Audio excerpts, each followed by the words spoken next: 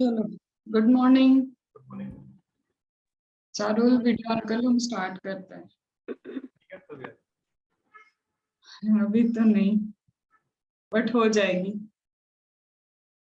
We have actually Friday को appointment है, पता चल जाएगा कि कुछ हो भी रहा है ढंग का है नहीं। ठीक है, चलो। So we are starting with the charitable trust. कल भी हमने स्टार्ट किया था, लेकिन एक फ्लो समझा था चैरिटेबल ट्रस्ट का। तो अब उस फ्लो को स्टेप बाय स्टेप जहां जहां फिलर्स है, उन फिलर्स को हम क्या करते जाते हैं, कंप्लीट करते। ठीक है। अब why I have specifically taken this कि एक दिमाग में रहे कि हाँ भैया मेडिकल रिलीफ प्रोवाइड करते हैं, ये सब लोग भी क्या है, चैरिटेबल ट्रस्ट वाले ही हैं, इसलिए इसको लिया। तो होता क्या है, ये रहा मेरा चैरिटेबल ट्रस्ट।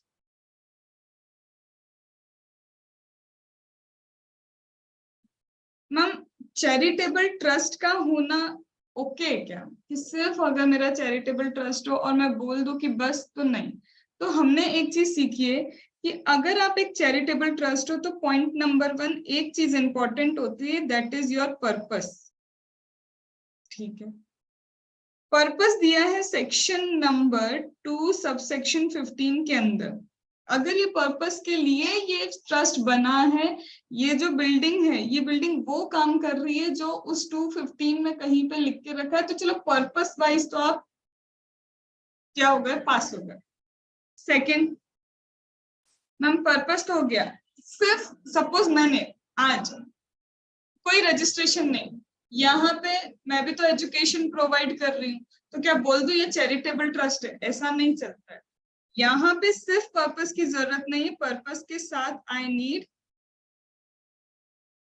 रजिस्ट्रेशन। मुझे क्या करवाना पड़ेगा, रजिस्ट्रेशन करवाना पड़ेगा।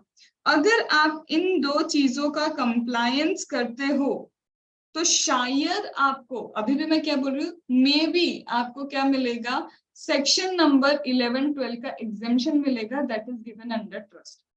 बट हाँ, शायद का मतलब क्या बोलना चाह रही हूँ मैं, हो सकता है मिलेगा। वो हो सकता है क्यों, यस ये है तो कम से कम आप पहली सीढ़ी पार कर गए हो कि आप सोच पाओ कि मैं चैरिटेबल ट्रस्ट में and am I eligible for exemption. तो हाँ, इसके बेसिस पे तो yes, you are eligible for exemption.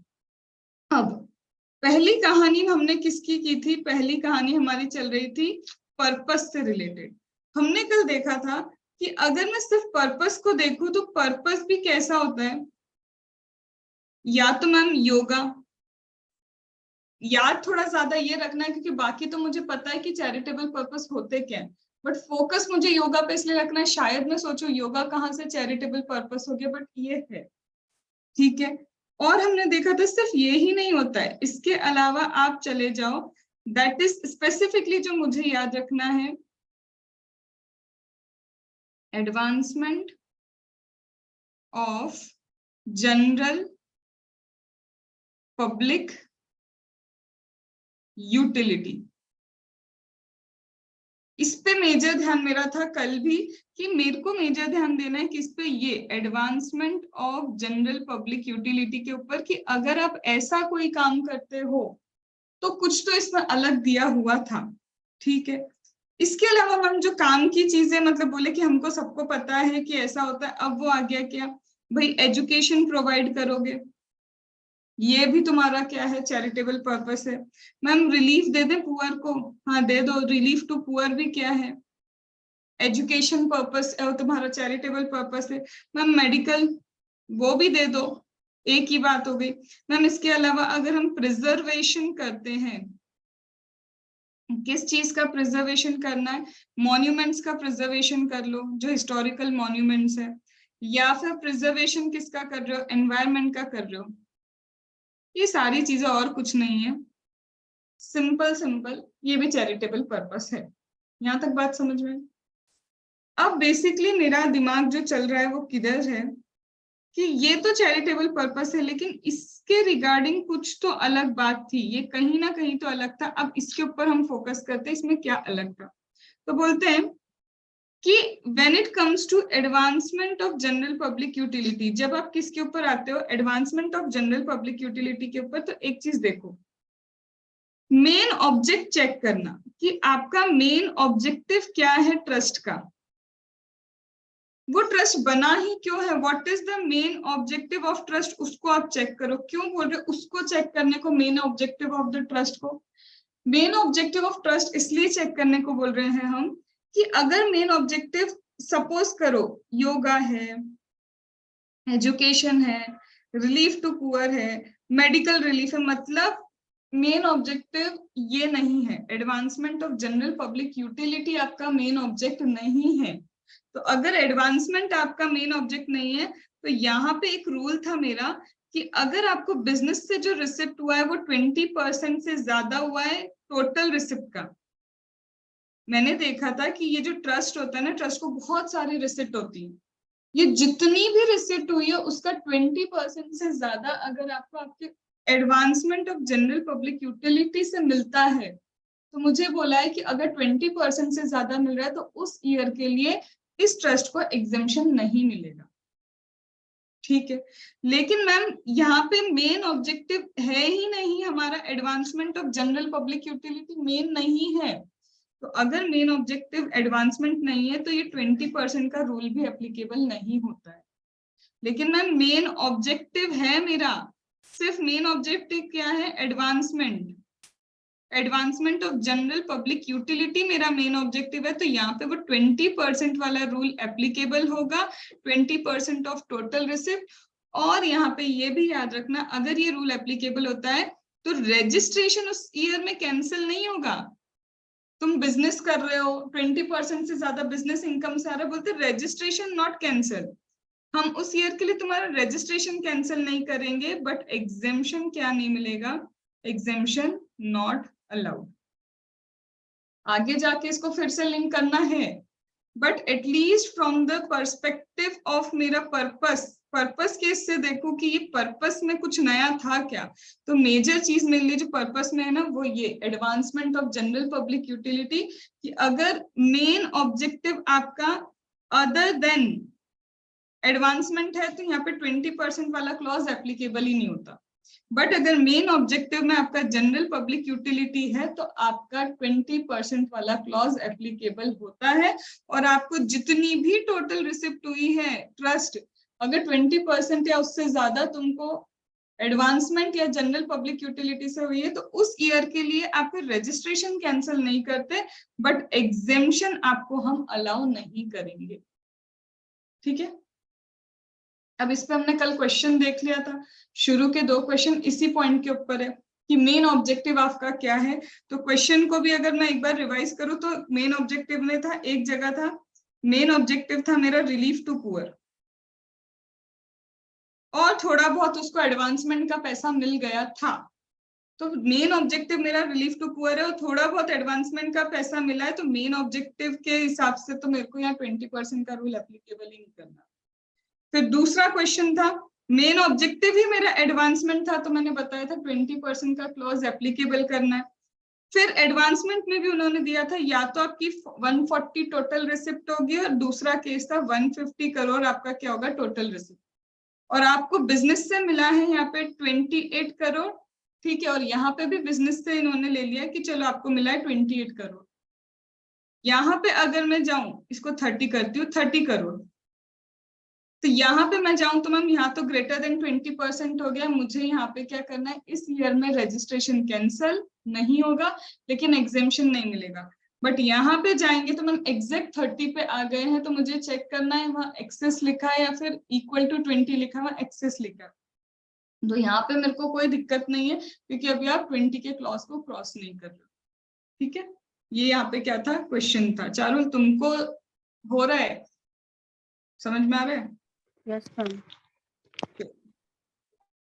अब आते हैं फिर से, ये क्या है मैम हमारा ट्रस्ट। अब ये ट्रस्ट का क्या करना है, ये जो ट्रस्ट है मेरा इसको होती है बहुत सारी रिसिप्ट, ये सबसे मेजर है। ये हो गया जो काम की चीज थी ना ट्रस्ट की, वो हमने ये एडवांसमेंट वाला कर लिया। अब दूसरी चीज है मैम ट्रस्ट को बहुत सारी रिसिप्ट होती है, और कल जो रिसिप्ट बताई थी उसमें मैं एक चीज और जोड़ने वाली हूँ आज। क्या क्या होता है मैम ट्रस्ट को, देखो भाई ट्रस्ट को मिलता है डोनेशन, हाँ भाई सही बात हो गई। ट्रस्ट को मिलता है डोनेशन। मैम ट्रस्ट को मिलता है किसी तरह का कंट्रीब्यूशन, ये भी सही है, मिल सकता है। मैम ग्रांट मिल सकती है गवर्नमेंट से, अलग अलग जगह से, बिल्कुल ट्रस्ट को ग्रांट भी मिल सकता है। मैम ट्रस्ट को डोनेशन के अंदर एनोनिमस डोनेशन भी मिल सकता है, हाँ मिल सकता है। इसी को मेरे को आज क्या करना है, ज्यादा अच्छे से समझना है एनोनिमस डोनेशन क्या होता है, क्योंकि कल तो ये लिखा ही नहीं था मैंने, ठीक है। और ट्रस्ट को क्या मिलता है मैम, ट्रस्ट को रेंट मिल सकता है, हाँ प्रॉपर्टी है ट्रस्ट के पास। मेरे पास मंदिर है, मंदिर की प्रॉपर्टी है, मैं किसी को किराए से देती हूँ कि जाओ पूजा करवा लो, रामायण का पाठ करवा लो, गीता महाभारत का जो भी होता है पाठ करवा लो। तो यहाँ पे क्या चल रहा है, मैं रेंट पे देती हूँ, मुझे रेंटल इनकम होती है। ये बात आई समझ में। तो हाँ ये सारी इनकम जो है, इतनी सारी लिखी है, ये सारी इनकम मेरे ट्रस्ट को हो सकती है, ठीक है। फिर साथ ही साथ में ये जो मेरा ट्रस्ट है ना, इसी ट्रस्ट को एक्सपेंस भी तो करने होंगे। अगर आप यहाँ बोलते हो ये इनकम है, तो यहाँ पे कुछ एक्सपेंस भी तो होंगे मेरे ट्रस्ट के, हाँ बिल्कुल होंगे। ये एक्सपेंस में मैम रेवेन्यू एक्सपेंस भी तो हो सकता है, बिल्कुल हो सकता है। मैम ये एक्सपेंस में कैपिटल एक्सपेंडिचर भी तो हो सकता है, बिल्कुल हो सकता है, ठीक है। ये भी हमने कल थोड़ा समझ लिया था। मैम जब हम बात करते हैं किसकी, रेवेन्यू एक्सपेंस की बात करें, चाहे हम कैपिटल एक्सपेंस की बात करें, एक चीज कॉमन है क्या, कि अगर ग्रेटर देन 10,000 कैश में किया तो ये क्या हो जाएगा, डिसअलाउड। ये कौन सी वाली बात बोल रहे हो आप, वही सेक्शन 40A3 पीजीबीपी। पीजीबीपी से पढ़ते आ रहे हैं मैम कि अगर ग्रेटर देन 10,000, अगर हम क्या करते हैं ग्रेटर देन 10,000 कैश में पेमेंट करते हैं तो वो डिसअलाउ होता है, मतलब वो आपने एक्सपेंस किया ये मानेंगे ही, आपको तो उस पर टैक्स पे करना है। यहाँ तक बात ठीक है। एक चीज अब और जोड़ती हूँ मैम, एक्सपेंस कोई भी किया हो, अगर वहां पे लिखा है कि आपको टीडीएस डिडक्ट करना चाहिए था, यहाँ पे लिखा है आपने किसी को पेमेंट किया और रिक्वायरमेंट थी that you were required to deduct TDS, आपको क्या करना था, टीडीएस डिडक्ट करना था, और you failed to deduct TDS, आपने टीडीएस डिडक्ट नहीं किया, चलो ये भी ठीक है। दूसरा, डिडक्ट तो कर लिया बट फेल्ड टू पे, आपने पे नहीं किया, किसको, गवर्नमेंट को। तो भाई तुम्हारे पास रख के क्या करोगे, गवर्नमेंट को देते तो ही हम मानते ना कि तुमने डिडक्ट करा है, पे किया है, ठीक है। तो दोनों ही केस में या तो आपने डिडक्ट नहीं किया या तो डिडक्ट करके पे नहीं किया, तो बोलेगा ऐसा पेमेंट, पेमेंट कर रहे हो ना तुम, पेमेंट करते वक्त डिडक्शन करना था, ऐसे पेमेंट को मैं एक्सपेंस क्यों मानूं। तो बोलते हैं ऐसी जगह पे हम 30% तुम्हारा क्या कर देंगे, डिसअलाउ कर देंगे। मैम 30 क्यों, एक चीज तो 100% वाली भी आती है, बट नॉन रेसिडेंट का पेमेंट यहाँ पे बात नहीं हो रही है। यहाँ बोल रहे हैं कि आपका जो भी है 30% हम डिसअलाउ कर देंगे। पहली चीज, अगर आप किसको पेमेंट करते हो, रेसिडेंट को, किसी रेसिडेंट से मैंने कैपिटल असेट खरीदी, मैंने खरीदी कैपिटल असेट किससे, रेसिडेंट से, उसको पेमेंट कर रहे हो, TDS is required to be deducted. Suppose करो वहां पे टीडीएस डिडक्ट करना था, तुमने डिडक्ट नहीं किया, तो जो भी तुम्हारा एक्सपेंस है उस एक्सपेंस का 30% क्या हो जाएगा, डिसअलाउ, ठीक है। तो मैम कब अलाउ करोगे, सब्सिक्वेंटली, इन प्रीवियस ईयर, या फिर सब्सिक्वेंट ईयर्स में, जब भी आप क्या करोगे, सब्सिक्वेंटली प्रीवियस ईयर में, आगे के ईयर में जब भी आप क्या करोगे, डिडक्ट करोगे और पे करोगे, अलाउ हो जाएगा। कितना अलाउ होगा, जो डिसअलाउ हुआ था वो 30% तुमको अलाउ होगा। क्या ये बात है समझ में मैम। अब जब हम ये परचेस कर रहे हैं, हम नॉन रेसिडेंट से परचेस कर रहे हैं, आपने अभी रेसिडेंट बोला ना, सपोज करो एक नॉन रेसिडेंट से मैंने कुछ परचेस किया, तो अगर नॉन रेसिडेंट से परचेस करते हो, पेमेंट नहीं करते हो, तो 100% डिसअलाउ। अब इसमें कंफ्यूजन जनरेट हो सकता है, क्या जनरेट हो सकता है मैम, हमने एक चीज पढ़ी है, क्या पढ़ा है तुमने, हमने वो चीज पढ़ी है कि आपने कल कहा था कि आपको अप्लाई करना होगा पैसा इंडिया के अंदर, इंडिया के अंदर पैसा होना चाहिए, religious charitable purpose should be for India. तो मैं ये कहाँ बोल रही हूँ, इंडिया में यूज करो ना जो चीजें खरीद रहे हो। तुमको ये थोड़ी ना बोला कि तुम नॉन रेसिडेंट से एक मशीन भी नहीं खरीद सकते। वो बोल रहे जो पैसा है इंडिया में यूटिलाइज करो, मतलब वो असेट फिर इंडिया में यूज होनी चाहिए। तुम ये मत करो कि हाउस प्रॉपर्टी खरीद रही है चैरिटेबल वो, तो वो कहाँ खरीद रही है, यूएसए में, वो गलत है। तुम सपोज करो कोई नॉन रेसिडेंट बाहर रहता है, उसका घर यहाँ पे, हम उसको खरीद रहे तो खरीदो ना, उसमें मना नहीं कर रहा है वो, बट प्रॉपर्टी या जो भी है वो इंडिया में यूज होना चाहिए। तो यहाँ पे ये क्या हो जाएगा, अगर किसी नॉन रेसिडेंट को पेमेंट किया है, टीडीएस डिडक्शन नहीं किया, भूल जाओ, 100% डिसअलाउ। फिर मैम कब अलाउ करोगे, तो वैसे ही तभी अलाउ करेंगे जैसे हमने अभी देखा था, सेम चीज यहाँ पे भी एप्लीकेबल हो जाएगी। आया समझ में, ये पूरा की पूरा क्लॉज क्या हो जाएगा, सेम हमारा यहाँ पे भी एप्लीकेबल। बट एक चीज में हमको डिफरेंस करना है, वो यहाँ पे हो जाएगा 100%। आया यहाँ तक, मतलब जब मुझे क्वेश्चन देंगे वो दे देंगे टीडीएस नॉट डिडक्टेड, तो मुझे पता करना है कि रेसिडेंट है या नॉन रेसिडेंट, 30% डिसअलाउ करना पड़ेगा मुझे क्वेश्चन में।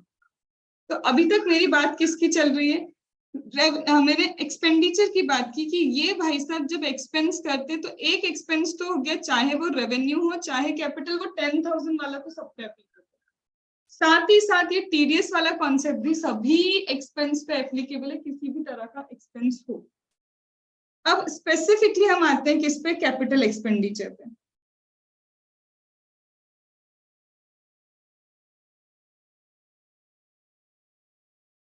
कैपिटल एक्सपेंडिचर मतलब आपने कैपिटल एसेट खरीदी होगी, उसी का मतलब हुआ कैपिटल एक्सपेंडिचर। तो मैम जब आपने कैपिटल एसेट खरीदा, कैसे खरीदा था आपने ये कैपिटल एसेट, ए कैश में, बी इलेक्ट्रॉनिक मोड, सी मैम लोन। ठीक है, कल किया था ये, या तो मैम कैश में खरीद सकते हैं, या इलेक्ट्रॉनिक पेमेंट कर सकते हैं, या लोन। देखो कैश में खरीदो, तुम्हें मना कोई नहीं कर रहा है, लेकिन हम फिर डिसअलाउ भी करेंगे। तो फिर सिर्फ कैश में अगर आपने खरीदा तो मेरे को कौन सा सेक्शन आके बोलेगा, 48(3), ग्रेटर देन 10,000 डिसअलाउ। ये तो इजी हो गया, कुछ है ही नहीं।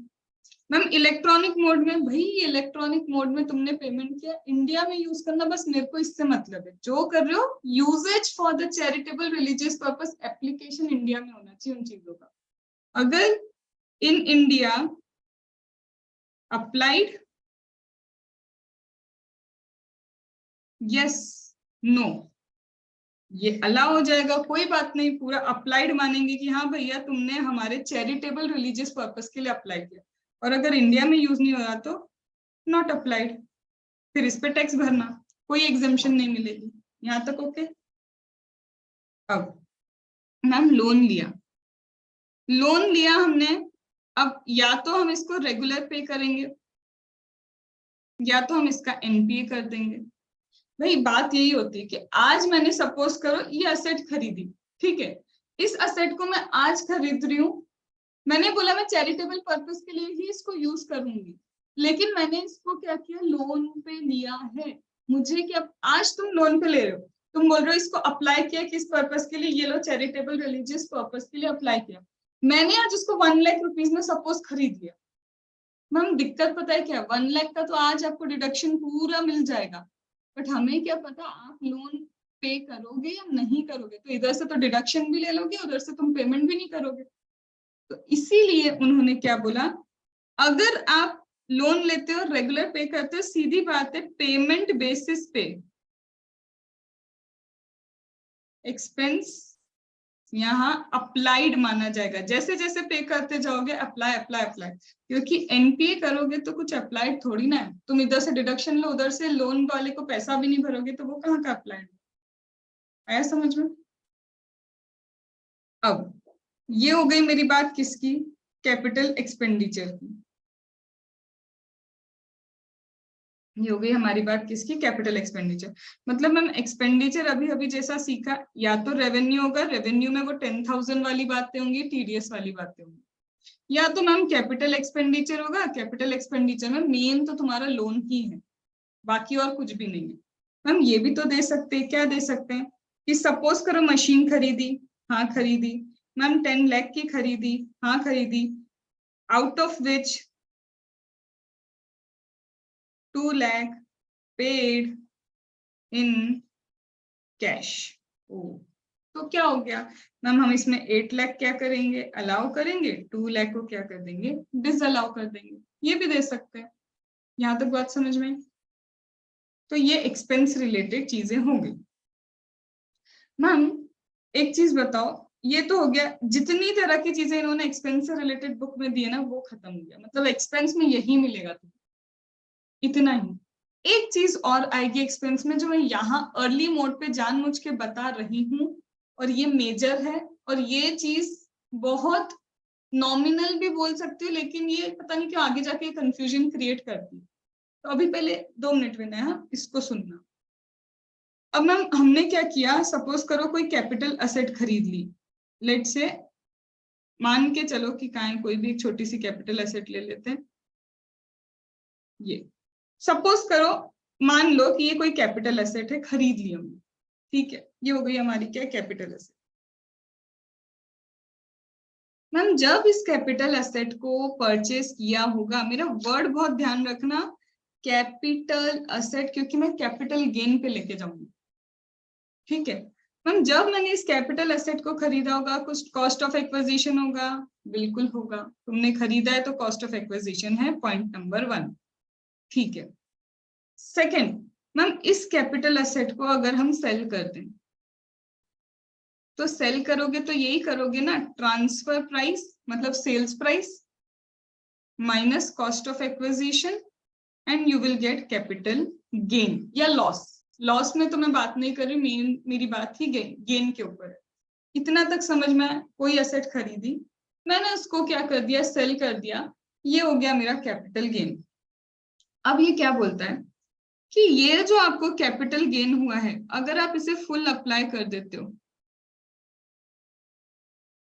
गेन आया पूरा पूरा, आपने क्या किया, अप्लाई कर दिया फिर से चैरिटेबल एंड रिलीजियस पर्पस के लिए। आपने फिर से कोई एसेट खरीद ली चैरिटेबल रिलीजियस पर्पस के लिए, फुल्ली एग्जिट, क्योंकि आपने इसको पूरा की पूरा वापस से अप्लाई कर दिया। लेकिन मैम अगर मैंने पूरा अप्लाई नहीं किया, तो पार्ट अप्लाई किया, तो यहाँ पे प्रोपोर्शनेट करके कुछ तो आएगा, लेकिन इसका कोई क्वेश्चन नहीं है, उसको अभी मैं रोक देती हूँ। मैम सब देखो, यहाँ पे आप बोल रहे हो 10 लाख रुपीज इसका कॉस्ट था, हाँ 10 लाख रुपीज इसका क्या था, कॉस्ट था। मैम यहाँ पे सपोज हमने इसको 12 लाख रुपीज का सेल कर दिया, ठीक है। मैम 12 लाख माइनस 10 लाख ही करेंगे ना, हाँ करेंगे। कैपिटल गेन कितना आया, 2 लाख रुपीज का है। मुझे ये 2 लाख पूरा पूरा अप्लाई करना है वापस से नए एसेट के लिए। मुझे क्या करना है, फुल एग्जेम्पशन चाहिए, तो मैं 2 लाख रुपीज पूरा अप्लाई करना चाहती हूँ, तभी मुझे फुल एग्जेम्पशन मिलेगा। मैम अब हमने क्या किया, नई एसेट खरीदी, ध्यान से सुनना। मैम नई एसेट खरीदी, लेकिन वो नया एसेट मेरा 1.5 लाख रुपीज का है। दूसरा, मैम वो मेरा नया एसेट ना एग्जैक्ट 2 लाख रुपीज का है।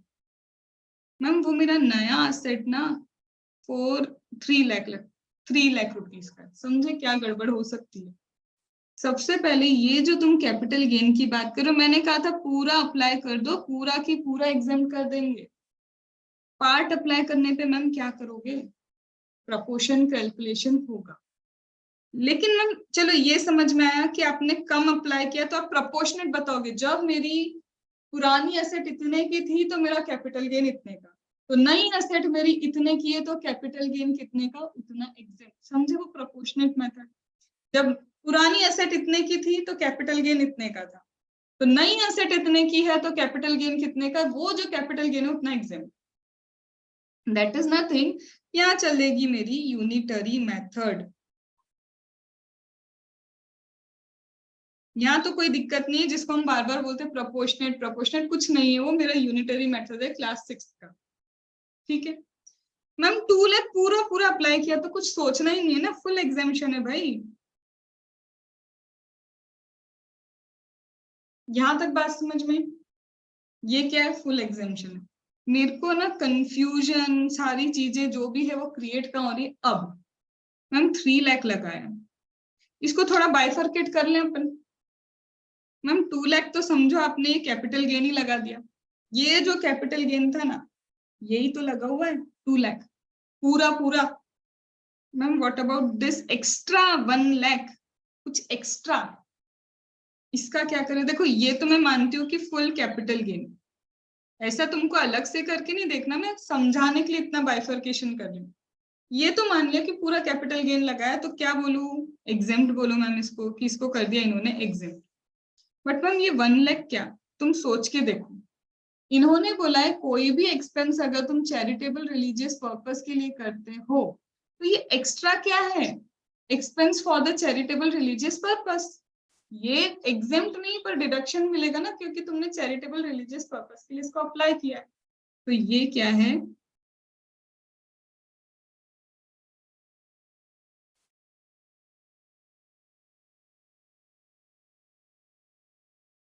आया समझ में?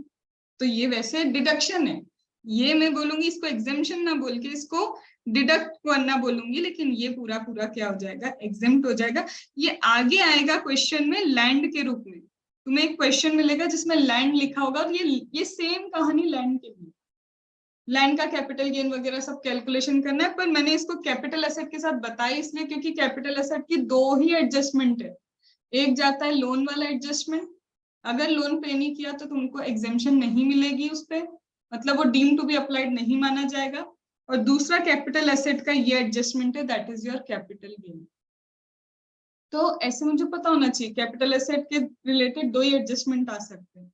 अब उन एडजस्टमेंट को तुमको दिमाग में रखना होता है बस। तो यहाँ बोलू, अब जाके कल हमने सिर्फ फ्लो सीखा था, बोला था ना कल सिर्फ फ्लो है। अब अपन धीरे धीरे इसकी डिटेल भरते जाएंगे, तो यहाँ जाके मैं बोल सकती हूँ कि एक्सपेंस रिलेटेड कुछ चीजें कंप्लीट हुई है, क्योंकि एक चीज और है अब मेरी एक्सपेंस में। क्या? मैम या तो रेवेन्यू एक्सपेंस हो गया या कैपिटल हो गया, एक चीज ये लोग और करते हैं।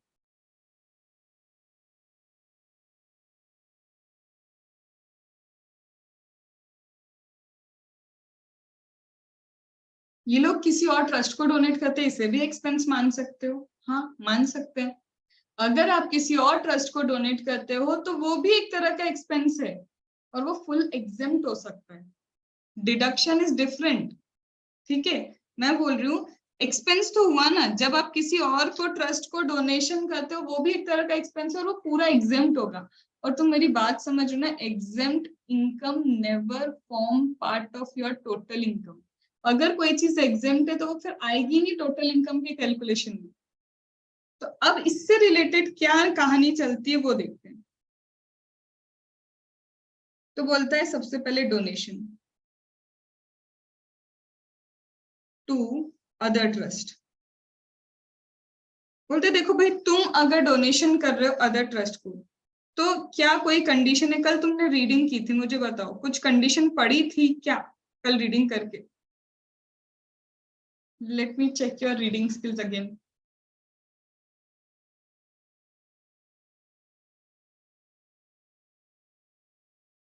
एनोनिमस डिडक्शन वाला डोनेशन 15%। ये तो हम दे रहे हैं, रिसीव करना है एनोमिनस। कुछ था क्या? डोनेशन अगर तुम दे रहे हो तो कोई कंडीशन है?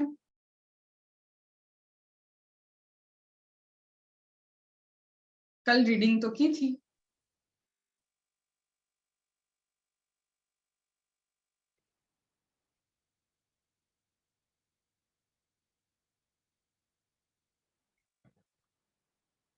पहले की ही पेज पे लिखा है, चलो फर्स्ट पेज एक बार कहाँ से रीड करो, जहां से वो एग्जामिशन वगैरह स्टार्ट किया है ना उन्होंने। 215 को छोड़ दो पूरा, उसके बाद उन्होंने लिखा हुआ है डोनेशन टू अदर ट्रस्ट में, कुछ लिखा भी है क्या उसके रिस्पेक्ट में?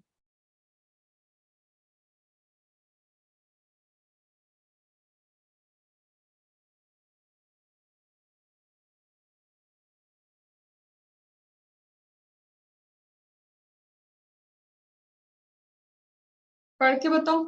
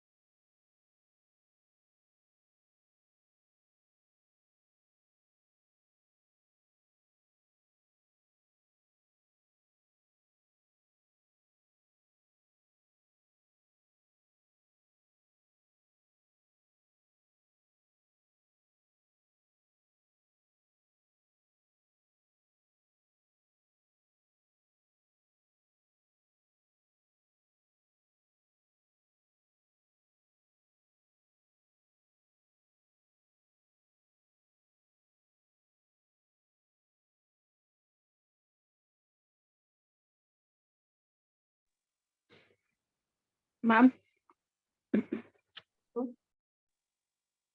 हम एक तो जिसको जो डोनी है that must be registered under section 12AA 12AB और 1023C में। एंड सेकेंडली कि वो डोनेशन कॉर्पस के लिए नहीं होना चाहिए। होना चाहिए। नहीं होना चाहिए। अगर कॉर्पस के लिए है तो फिर उसे एप्लीकेशन ट्रीट नहीं किया जाएगा।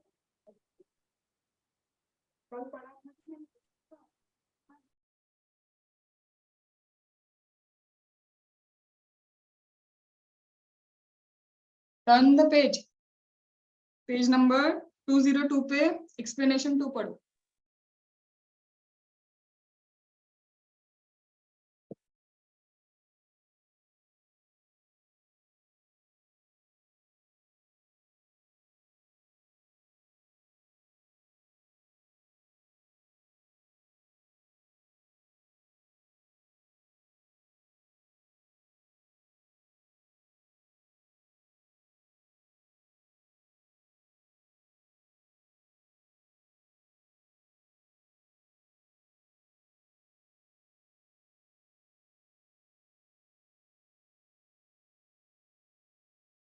अब ये कॉर्पस क्या होता है, कल पढ़ा था। एटलीस्ट कॉर्पस वर्ड तो मैंने बोला भी था, ठीक है। अब मैम ये क्या है कि अगर आप डोनेशन दे रहे हो तो कुछ कंडीशन है, तुमको एग्जेम्प्ट हो जाएगा, प्रॉब्लम कुछ नहीं है। बट यहाँ पे क्या है, कंडीशन है कि अगर तुमने डोनेशन किया और डोनेशन जिसको कर रहे हो, तुम क्या कर रहे हो, एज अ कॉर्पस डोनेशन कर रहे हो, तो दिक्कत क्या है, कॉर्पस कैपिटल का पार्ट बन जाता है। और जो चीज कैपिटल का पार्ट बनती है वो खर्चा कहाँ होती है, जल्दी।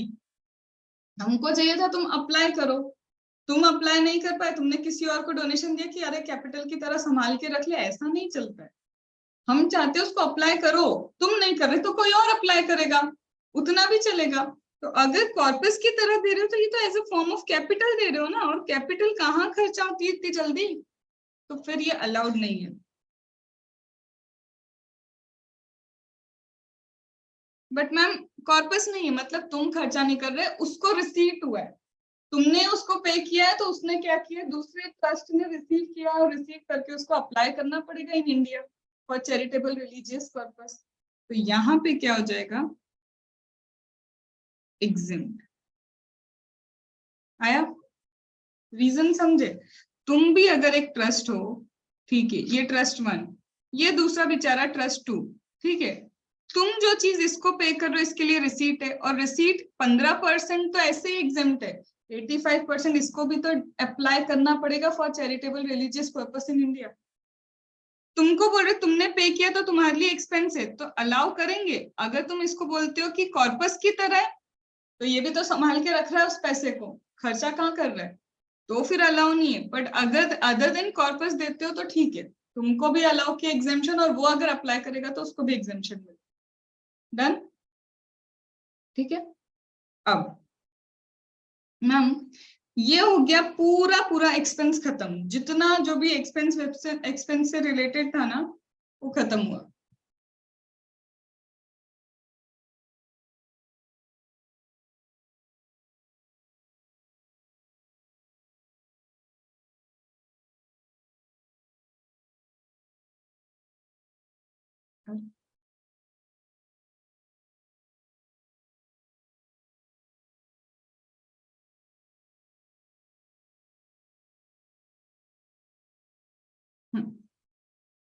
ठीक है, वो सारी चीजें खत्म हुई। अब पूरी तरह से मैं आती हूँ किसके ऊपर, रिसीप्ट के ऊपर। अब इसमें क्या है, देखो जैसे डोनेशन पे करते हो, बोला अब क्या है तुम्हारी कंडीशन है, अब तुम डोनेशन रिसीव कर रहे हो, तो अगर तुम डोनेशन रिसीव करते हो as a part of corpus, तो फिर तुम रखोगे उसको, संभाल के रखोगे, हाँ हम संभाल के रखेंगे। तो बोलता है जो डोनेशन तुमने रिसीव किया एज अ कॉर्पस, तुम अगर संभाल के रख रहे हो तो रखो, लेकिन तुम्हें सेफ इन्वेस्टमेंट मोड में रखना होगा। ये कहाँ दिया है भाई safe investment mode, section number 11 subsection 5। अगर तुम इसमें रखते हो तो तुमको ये एग्जेम्प्ट हो जाएगा, received as a part of corpus, और अगर नहीं रखते हो तो ये टैक्सेबल है। समझे? अब समझो इसको, ये जो पर्सन है, ये पर्सन क्या कर रहा है, डोनेशन दे रहा है कॉर्पस की तरफ, तो इसको तो बोल दिया ना भाई तेरे को अलाउ नहीं होगा, क्योंकि you are giving donation as a corpus, तेरे को तो मना ही कर दिया, तेरे को हम एग्जेम्प्ट करेंगे नहीं, टैक्सेबल। बट इस पर्सन को बोले तुमको एग्जाम करवाना है वो कॉर्पस, तो उसको सेफ इन्वेस्टमेंट में रखो जो हम बता रहे, तुम ऐसे स्पेकुलेशन वगैरह में मत लगाते बैठो। तुम 11.5 के सेफ इन्वेस्टमेंट मोड में रखो, तुम 11.5 के सेफ इन्वेस्टमेंट मोड में रखो, तो तुम्हारे लिए एग्जाम्प्ट है। तो एक के लिए टैक्सेबल किया तो दूसरे के लिए एग्जाम कर दिया, कंडीशन बेस्ड। बात समझ में? तो यहाँ पे अगर एज ए कॉर्पस रिसीव करते हो तो ऐसा करना होगा, मैडम हम कॉर्पस की तरह रिसीव ही नहीं कर रहे, नॉट एज कॉर्पस। कुछ मत करो, देखो 15% तो any how allow, any how exempt, क्योंकि ये रिसिप्ट का पार्ट बनेगा ना, रिसिप्ट का पार्ट बनेगा। 15% तो ट्रस्ट को वैसे ही एग्जेम्प्ट होता है जितना भी रिसीव किया, ग्रॉस रिसिप्ट का 15% ट्रस्ट के लिए एग्जेम्प्ट होता है। बोलता है बाकी का 85% का क्या करेंगे, इफ अप्लाइड, और हमने अभी अप्लाइड अभी देखे थे ना इनके एक्सपेंस कैसे कैसे होने चाहिए। तो जो पैसा मिला है ग्रॉस, तो 15% तो बिल्कुल एग्जेम्प्ट है, कुछ मत सोचना। 85% के लिए हम एप्लीकेशन के बारे में सोचेंगे कि क्या तुमने अप्लाई किया है charitable religious purpose in India. आया समझ में? मैम और सुनो, क्या सुनाओगे? मैम डोनेशन तो रिसीव किया, बट ये कौन सा है पता है? ओके, अब आ गया तुम्हारा क्या, एनोमिनस डोनेशन। ये डोनेशन तो हम रिसीव कर रहे हैं, लेकिन अब कौन सा डोनेशन रिसीव कर रहे हैं, एनोमिनस। और ये महा इम्पोर्टेंट है, क्यों?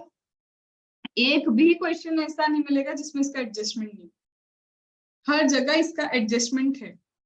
अब वो क्या बोलता है, एनोमिनस का अभी चैप्टर तो चालू करवाऊंगी क्या मैं? बिल्कुल नहीं। यहाँ पे बस अनोमिनस मतलब सीक्रेटली आपने किसी को दान दिया, जिसको बोलते हैं ना गुप्त दान, मेरे को पता ही नहीं है कौन है, किसने दिया, पैसा कहाँ से है, कुछ नहीं पता। अब जैसे मंदिर में जाके अपन चढ़ावा चढ़ाते हैं, तो किसको पता किसने 1000 डाले, 500 डाले, 2000 डाले, किसी को नहीं पता। वो हो गया एनोमिनस डोनेशन। तो एनोमिनस मतलब पता ही नहीं है भाई कौन है, दैट मीन्स गुप्त दान मतलब सीक्रेट डोनेशन, इसको बोलते हैं हम क्या, सीक्रेट डोनेशन। क्या इसका एक अलग से चैप्टर है? हाँ, इसका एक अलग से चैप्टर है। अब तुमसे पूछना है, अभी तक फ्लो तुमको समझ में आ रहा है? तो मैं इस चैप्टर को मैं पहले करवाऊं ताकि तुम्हें सारी चीजें एक साथ लिंक में आ जाए। जैसा बोलो जाए चैप्टर पे, तो फिर आ जाओ एक बार एनोमिनस वाले चैप्टर पे।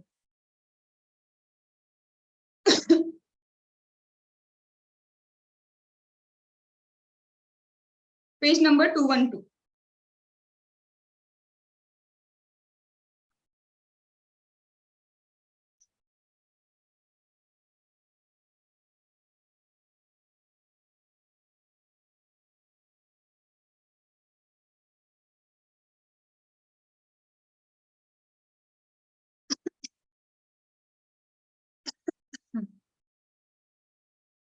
करें?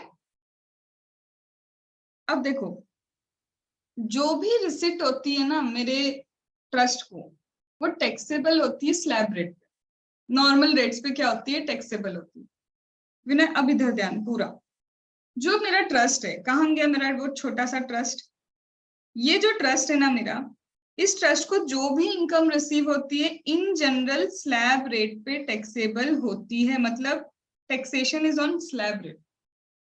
लेकिन अगर कोई कंडीशन कंप्लाई नहीं की, जो आगे चल के आएगा, कोई क्वेश्चन इस पे नहीं है, सिर्फ एक ज्ञानवर्धक बातें हैं कि अगर एक जगह पे है एक्यूमुलेशन करते हैं ना, कल सीखा था कि एक्यूमुलेट भी कर सकते हो अपना पैसा चाहो तो, अगर उसमें कुछ तुमने एक भी कंडीशन फुलफिल नहीं की तो तुम्हारा मैक्सिमम मार्जिनल रेट पे टैक्सेशन होता है। क्वेश्चन एक भी नहीं है, बट कोई कंडीशन है जिसमें मेरे लिए एमएमआर पे भी स्लैब ये पूरी इनकम टैक्सेबल हो सकती है। बट इन जनरल बात करें मैम तो टैक्स जो है ट्रस्ट को कौन सा टैक्स लगता है, स्लैब रेट पे टैक्सेशन होता है। यहाँ तक बात समझ में आई कि ट्रस्ट को क्या रेट है, स्लैब रेट। लेकिन हमें नहीं पता ये डोनेशन किसने किया, हमें क्या पता, कोई हो सकता है गवर्नमेंट वाला यहाँ जानबूझ के पैसा डाल के गया, हमें क्या पता भाई किसने डोनेशन किया। तो बोलते हैं एनोमिनस डोनेशन जो होगा, स्पेसिफिकली टॉकिंग अबाउट एनोमिनस डोनेशन, ये टैक्सेबल होता है 30% पे, भयंकर 30% पे एनोमिनस डोनेशन टैक्सेबल। कहना क्या चाहते हो, बोलते देखो 30% पे टैक्सेबल होगा, लेकिन इसके लिए हम कुछ डिडक्शन देंगे। पूरे के पूरे एनोमिनस डोनेशन को 30 पे नहीं ले रहे हम, बहुत ध्यान से सुनना। पूरा का पूरा एनोमिनस डोनेशन मेरे को 15 लाख रुपए का मिला, बोले 15 लाख पे 30% नहीं लगेगा, थोड़ा सा डिडक्शन दे रहे ना, जैसे वो बेसिक एग्जामिशन, बोलते यहाँ पे भी देंगे। बोलते टोटल डोनेशन काउंट करो अपना, मैं बोल रही हूँ टोटल डोनेशन, क्या बोल रही हूँ, टोटल डोनेशन देखो तुमको कितना मिला, मतलब एनोमिनस भी ले लो, जिन लोगों ने बताया हम हमारा नाम ये है, हम तुम्हें 1 लाख रुपीस दे रहे, वो भी ले लो, मतलब सारा डोनेशन लो, कॉर्पस वो भी ले लो, मतलब जितने भी तरह के डोनेशन है वो सारे डोनेशन को इकट्ठा कर लो और टोटल करो। तो डोनेशन जिसमें कॉर्पस भी होगा मैम, यस, जिसमें एनोमिनस का भी टोटल होगा, यस, अदर डोनेशन, मतलब नाम मिलना चाहिए डोनेशन, बस ये सबका कैलकुलेशन कर लो। अब क्या करेंगे, ये टोटल डोनेशन का हम निकालेंगे 5% और इसको कंपेयर करेंगे कितने से, 1 लाख रुपीज से। टोटल का 5% इसको कंपेयर करेंगे 1 लाख रुपीज से, इसमें से जो भी हायर होगा, जो भी हायर होगा, ये रहा तुम्हारा डिडक्शन। ये है क्या तुम्हारा डिडक्शन। मतलब सपोज मैम मेरा 15 लाख एनोमिनस डोनेशन था, इसमें से जो भी हायर होगा उसको माइनस कर दोगे, बाकी का बचा जो है, बाकी का बचा वो होगा 30% पे टैक्स।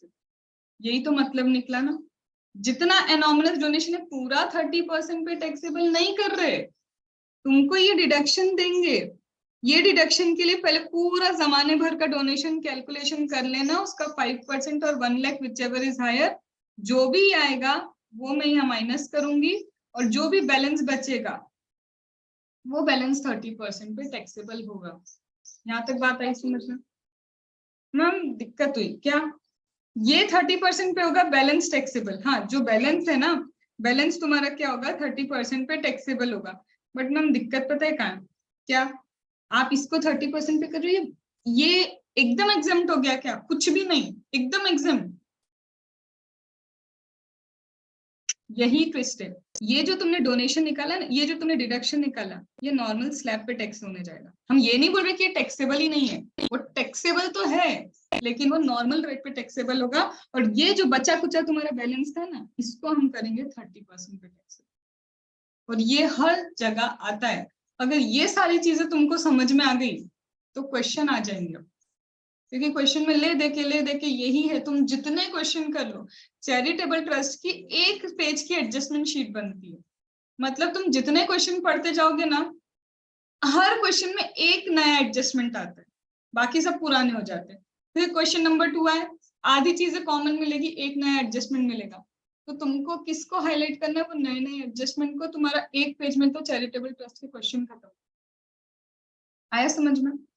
तो ये तो मैंने क्या किया, ये चार्ट बना दिया डोनेशन का, ये हमारा क्या बन गया, डोनेशन से रिलेटेड चार्ट, कि डोनेशन अगर रिसीव हुआ है तो कॉर्पस की तरह होगा, तो कौन सी कंडीशन देखोगे, कॉर्पस है ही नहीं तो वो अप्लाइड वाली कंडीशन देखो, और एनोमिनस है तो तुम्हें देखना होगा पूरा टोटल डोनेशन का 5% और 1 lakh whichever is higher, वो है मेरा डिडक्शन, और जो डिडक्शन है वो नॉर्मल स्लैब रेट पे टैक्सेबल होगा। यहाँ तक ओके? डन। अब इसका मतलब मैम एक्सपेंसेस की बातें चल रही थी। हाँ मैम वो अगर ये डिडक्शन है तो फिर टैक्सेबल इसको क्यों कर रहे हैं स्लैब रेट पे? वो 30% पे डिडक्टेड है, तुम्हें उस पर 30% नहीं देना है। तो जिस पे 30% नहीं देना, बाकी बचा तुम किस पे ले आओ, नॉर्मल स्लैब पे ले आओ, ऐसा। वो ये नहीं बोल रहा कि वो टोटली एग्जेम्प्ट है, वो ये बोल रहा है कि 30% पे टैक्सेबल है। ठीक है, अब हमने सारे एक्सपेंस की बात कर ली क्या? हाँ मैम कर ली। कैपिटल एक्सपेंस की बात कर ली, रेवेन्यू एक्सपेंस की बात कर ली, डोनेशन की भी बात कर ही ली। बातें खत्म हो गई एक्सपेंस की सारी। कैपिटल में आपने बोला था कैश में ले सकते हो, इलेक्ट्रॉनिक मोड में ले सकते हो, लोन पे ले सकते हो। रेवेन्यू हो या कैपिटल, वो 10,000 वाली और टीडीएस की बातें की थी। और डोनेशन देते वक्त कॉर्पस की तरह दे रहे हो तुम, नहीं भैया, और कॉर्पस नहीं है तो तुमको डिडक्शन मिल जाएगा। क्या ये समझ में आ गया? इतनी बातें की हमने। मैम रिसिप्ट पे आ जाओ। रिसिप्ट पे अब भी आए थे हम, और सबसे इंपॉर्टेंट डोनेशन रिसिप्ट की पूरी कहानी खत्म कर ली। डोनेशन कॉर्पस की तरह रिसीव करते हो तो सेफ इन्वेस्टमेंट मोड में रखना भाई। डोनेशन कॉर्पस की तरह रिसीव नहीं करते हो तो अप्लाई करोगे तो हम तुमको अलाउ कर देंगे उसको भी। और डोनेशन जो रिसीव करते हो, एनोमिनस करते हो, तो यहाँ पे वो 30% वाला कुछ है, यहाँ पे 5% ऑफ द टोटल डोनेशन, और 1 लाख वाली कोई बात है। विच एवर इज जो हायर होगा वो डोनेशन है, डिडक्शन है, और यही डिडक्शन नॉर्मल रेट पे टैक्सेबल होने जाता है। ये हो गया रिविजन जितना अभी पढ़ा। अब और आते हैं मैम, क्या बोलते हैं, आपने रिसीव किया था मैम कंट्रीब्यूशन, आपने रिसीव किया था डोनेशन, आपने रिसीव किया था रेंट वेंट की इनकम। ठीक है, मतलब ले दे के आपने रिसिप्ट रिसिप्ट रिसिप्ट बता दी। एक तो आपने एक्सपेंस बताया रेवेन्यू, एक आपने एक्सपेंस बताया कैपिटल एक्सपेंस, एक आपने बताया डोनेशन भी हो गया। मैम पता है बैलेंस बच रहा है। ये थी मेरी रिसिप्ट, ये था मेरा पेमेंट। इतना सारा एक्सपेंस करने के बाद भी बैलेंस है मेरे पास। अब वो बैलेंस की बातें करते, इस बैलेंस का क्या करोगे? एक है सेक्शन 11 सबसेक्शन 1, एक है सेक्शन 11 सबसेक्शन 2, एक है 11 सबसेक्शन 3 है इसके ऊपर। सेक्शन याद करना ना ना ना ना ना, इसलिए मिटा दिए। ठीक है मैम, क्या लिखा है यहाँ पे? बोलता है देखो बैलेंस है तुम्हारे पास, हाँ है। दो चीजें हो सकती मैम, यहाँ पे सपोज करो 10 करोड़ रिसीव हुए थे, उसमें से 15% तो आपने बोला था कुछ मत सोचना एग्जेम्प्ट कर देना, हमने एग्जेम्प्ट कर दिया। ठीक है, समझ रहे हो ना? मैम रिसीव वो पीडीएफ में प्रॉपर्ली फिल नहीं हो रही। फ्रीज है, नहीं दिख रहा? फ्रीज हो रखी है।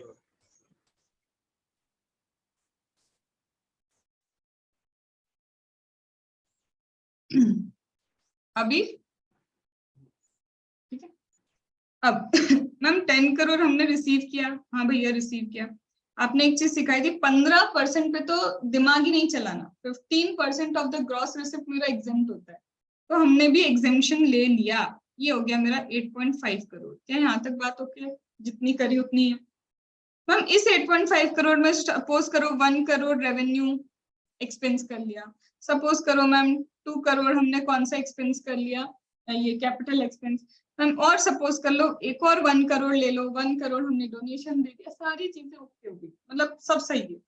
तो मैम 8.5 करोड़ में से आप ये क्या करो, 4 करोड़ हटा दो, अभी भी आपके पास 4.5 करोड़ बचा है, अभी भी बच रहा है, हाँ बच सकता है। अब एक चीज ट्रस्ट सोचेगी यार कुछ खर्चा है नहीं, जबरदस्ती क्या करें, हो सकता है ट्रस्ट क्या करेगी, बाकी बचे पे टैक्स दे देगी एट स्लैब रेट। यही तो उसकी इनकम है, एक्सपेंस हो गए, इनकम माइनस एक्सपेंस, ये उसके पास क्या बच गई, ये रही उसकी इनकम, इस पे स्लैब रेट भर दो। दूसरा ऑप्शन सेक्शन 11 सबसेक्शन 2, ये जो बैलेंस है अभी तो मुझे इस पे टैक्स नहीं पे करना, क्योंकि हम सोच रहे हैं इतना पैसा है, मैक्सिमम 5 इयर्स के लिए हमें ऑप्शन दिया कि हम इसको एक्यूमुलेट करके रख सकते हैं। ट्रस्ट क्या कर सकता है, मैक्सिमम 5 इयर्स के लिए इसको एक्यूमुलेट कर सकता है, स्पेसिफिक पर्पस के लिए। बता देना एओ को कि एओ इतने टाइम के लिए एक्यूमुलेट करना है, ये रीजन है, हम सेफ इन्वेस्टमेंट मोड में रखेंगे इस पैसे को। समझ में आया?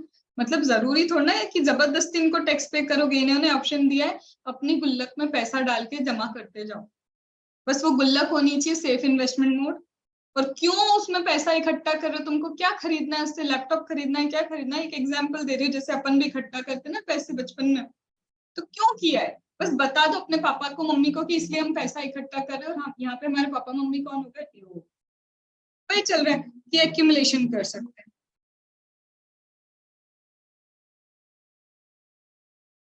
एक्यूमुलेट में क्या क्या देना होगा, पर्पस, ठीक है। एक्यूमुलेट में टाइम भी देना होगा, हाँ मैक्सिमम कितने टाइम तक मैम, मैक्सिमम 5 इयर्स, इससे ज्यादा एक्यूमुलेशन अलाउड नहीं। तो पर्पस बताओ, टाइम बताओ, और रिटर्न फाइलिंग की ड्यू डेट के पहले लिख के देना अपने एओ को। रिटर्न फाइलिंग ड्यू डेट के बिफोर तुम्हें क्या देना होगा, डिक्लेरेशन देना होगा। किसको डिक्लेरेशन देना होगा, तुम्हारे ये एओ को, कि भाई ये रीजन है इसलिए एक्यूमुलेट करना है, और सेक्शन 11 सबसेक्शन 5 के मोड में ही इन्वेस्टमेंट करके रखेंगे, चिंता मत करना। और जो पर्पस दिया है उसी लिए यूज करेंगे, यूज फॉर सेम पर्पस, ये सब लिख के देना उसको। मतलब तुम क्या बोल रहे हो, प्रॉमिस कर रहे हो कि हम इस काम के लिए यूज करेंगे, इसी काम के लिए यूज करेंगे, इतने टाइम में यूज करेंगे, और इधर अच्छी जगह पे ही रख के रखेंगे पैसा। अगर तुम ये एक्यूमुलेट कर देते हो तो अभी वो तुम्हें बोलेगा okay deemed to be applied, तुमको अभी टैक्स पे नहीं करना। मान लिया उसने कि तुमने अप्लाई कर लिया चैरिटेबल रिलीजियस पर्पस के लिए, मैम आगे जाके any condition not fulfilled, violated,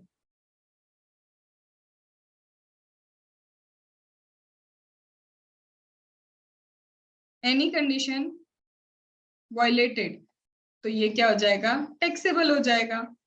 और फुलफिल कर ली सारी कंडीशन तो एग्जेम्प्ट था, एग्जेम्प्ट रहेगा, कोई दिक्कत नहीं। आया समझ में कि एक तो हम अपनी गुल्लक भी बना सकते हैं ट्रस्ट में, समझ पा रहे हो।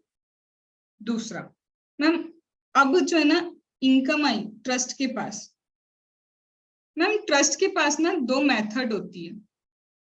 क्या होता है, 2 मेथड होती है अकाउंटिंग करने की, या तो कैश बेसिस पे करेगी बेचारी, या फिर क्या करेगी, अक्रूवल बेसिस पे अकाउंटिंग करेगी। बोलना क्या चाह रहे हो, कैश बेसिस पे अकाउंटिंग कर रहे हो और बोला है फीस आउटस्टैंडिंग अभी नहीं मिली, 10 करोड़ की फीस में से 2 करोड़ क्या है, आउटस्टैंडिंग है, तो मैम रिसिप्ट सिर्फ 8 करोड़ ही काउंट होगा, 10 करोड़ नहीं। एक्सपेंस भी ऐसा ही मैम, एक्सपेंस में उन्होंने लिखा है, एक्सपेंस में अरियर्स करके रखे उन्होंने, 1 करोड़ का एक्सपेंस किया जिसमें से 20 लाख अभी पे नहीं किया, तो मैम हम 1 करोड़ नहीं लेंगे एज एन एक्सपेंस, हम जितना कैश में गया है उतना ही लेंगे, तो हम बोलेंगे 80 लाख पे किया है इसमें। और एक देखना सबसे पहले कि ट्रस्ट कौन सी अकाउंटिंग लेता है, ठीक है मैम। अगर अक्रूवल हुआ तो कुछ नहीं, अक्रूवल में यही सेम कॉन्सेप्ट होगा तो भी मैं 10 करोड़ पे जाऊंगी, यही सेम कॉन्सेप्ट होगा तो भी मैं बोलूंगी मेरा एक्सपेंस 1 करोड़, क्योंकि ये अक्रूवल है।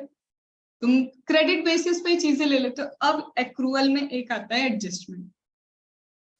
क्या एडजस्टमेंट है मैम अक्रूवल में, मैम हमको अभी फीस हमने क्या बोला पता है आपको, fees of 10 crore credited but only 6 crore received.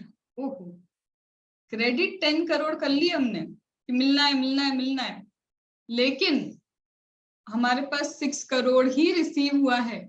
मतलब जो लोग हैं जिनके अकाउंट में क्रेडिट करना चाहिए थे उनके अकाउंट में क्रेडिट कर दी, उनकी लायबिलिटी रेज कर दी, मेरे लिए ये असेट है, मेरी डेबिट है। लेकिन क्या हुआ, वो बोल रहा है कि 10 करोड़ में से रिसीव पता है अभी तक कितना हुआ, सिर्फ 6 करोड़।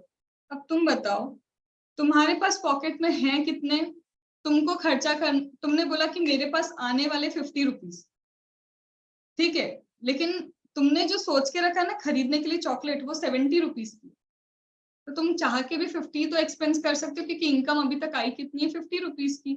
बेचारी ट्रस्ट का तो वही हाल हो रहा है ना, बोला था 10 करोड़ आएंगे, आए कितने 6 करोड़। वो एक्सपेंस कैसे करेगी अबाउट 6 करोड़, क्योंकि टोटल इनकम उसकी दिख रही होगी 10 crore because of accrual concept.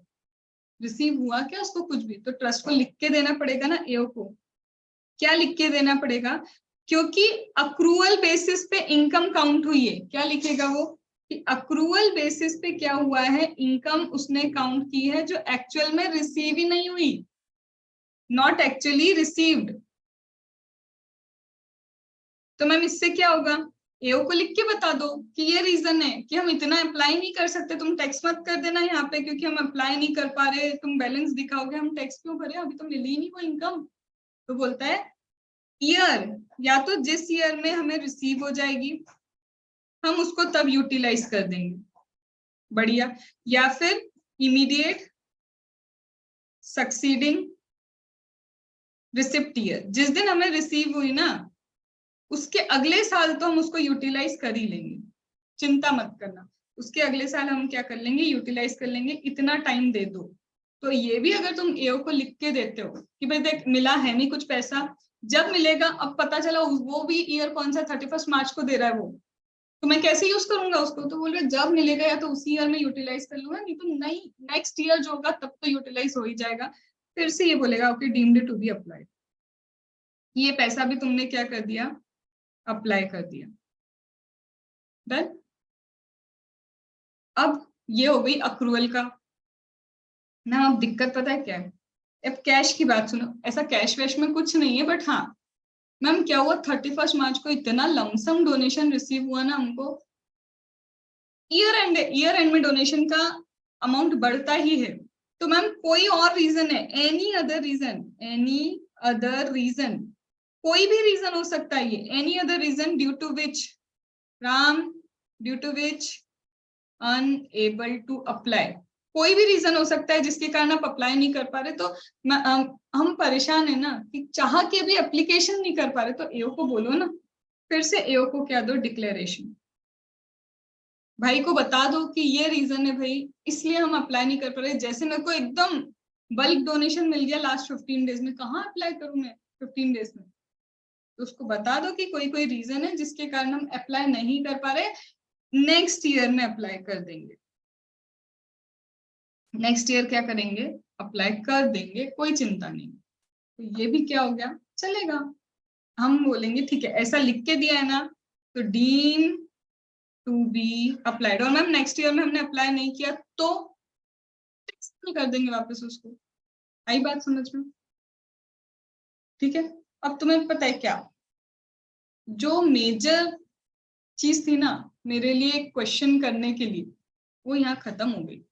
Questions में यही चीजें भर के रखी, तुम्हें चेक करना है कि क्या रिसिप्ट है क्या एक्सपेंस है, ठीक है। अब ग्रॉस रिसिप्ट का मतलब होता है पूरी पूरी इनकम जितनी मिल रही है सब। यहाँ पे स्टूडेंट बार बार पूछते हैं मैम ग्रांट इंक्लूड करें या नहीं करें, अरे करोगे ना। ग्रॉस रिसिप्ट का मतलब क्या है, सब कुछ जो रिसीव हुआ है सब कुछ इंक्लूड करके देखो क्या पैसा है, टोटल रिसिप्ट का 15% एग्जिट आया।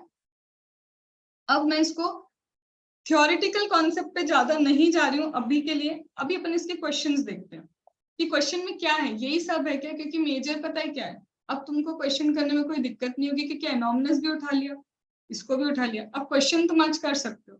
अब पता है क्या बचा पूरे इसमें, एग्जिट टेक्स्ट बचा है और सिर्फ मेरे फिलर्स बचे जो एक्चुअल में थ्योरेटिकल है। रजिस्ट्रेशन की प्रोसेस कैसे होती है वो सारी थ्योरेटिकल है। तो पहले हम इस पे क्या करते हैं, क्वेश्चंस को समझते हैं सारे, फिर जाके इसके हम जो थ्योरी वाले कॉन्सेप्ट है उसको निपटाएंगे, ठीक है। एक मिनट,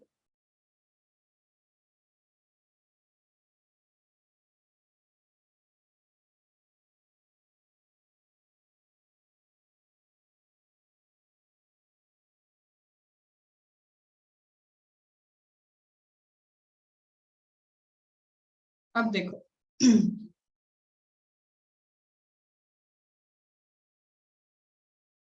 अब ये जो क्वेश्चन है ना, ये वाला क्वेश्चन पूरा किसके ऊपर है, तुम्हारे रजिस्ट्रेशन के ऊपर। जो अभी थ्योरेटिकल आएगा जो हम पढ़ेंगे कि कितने पीरियड के लिए रजिस्ट्रेशन वैलिड होता है क्या होता है, ये सारा थ्योरेटिकल कॉन्सेप्ट, ठीक है। तो ये पूरी थ्योरी चल रही है कि कौन अप्रूव करेगा, कितने टाइम के लिए अप्रूव करेगा, और ये जो रीड करोगे मेरे साथ लर्न करोगे वो as it is cut copy paste यहीं पे लिखा हुआ है। It is completely a learning. ठीक है, ये भी थ्योरेटिकल कॉन्सेप्ट है। अभी अपन आते हैं डायरेक्टली जो क्वेश्चन वाली, ये सब थ्योरेटिकल चल रहे हैं सब।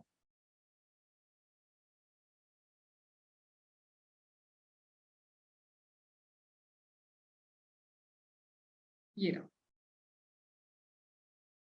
अब देखो तुमने पॉलिटिकल पार्टी करा हुआ है, तो बात तो ये बनती कि पहले तुम पॉलिटिकल पार्टी का क्वेश्चन अब भी करो। क्वेश्चन 15 खुद से ट्राई करो पॉलिटिकल पार्टी का।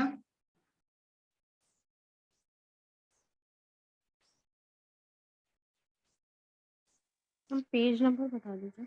एक मिनट, पहले मैं 18 वाले से करवा दूं, फिर तुम लोग 15 वगैरह करना। Page number 229। न्यू बुक जो तुमको दी उसमें थोड़ा सा पेज नंबर अप डाउन हो सकता है।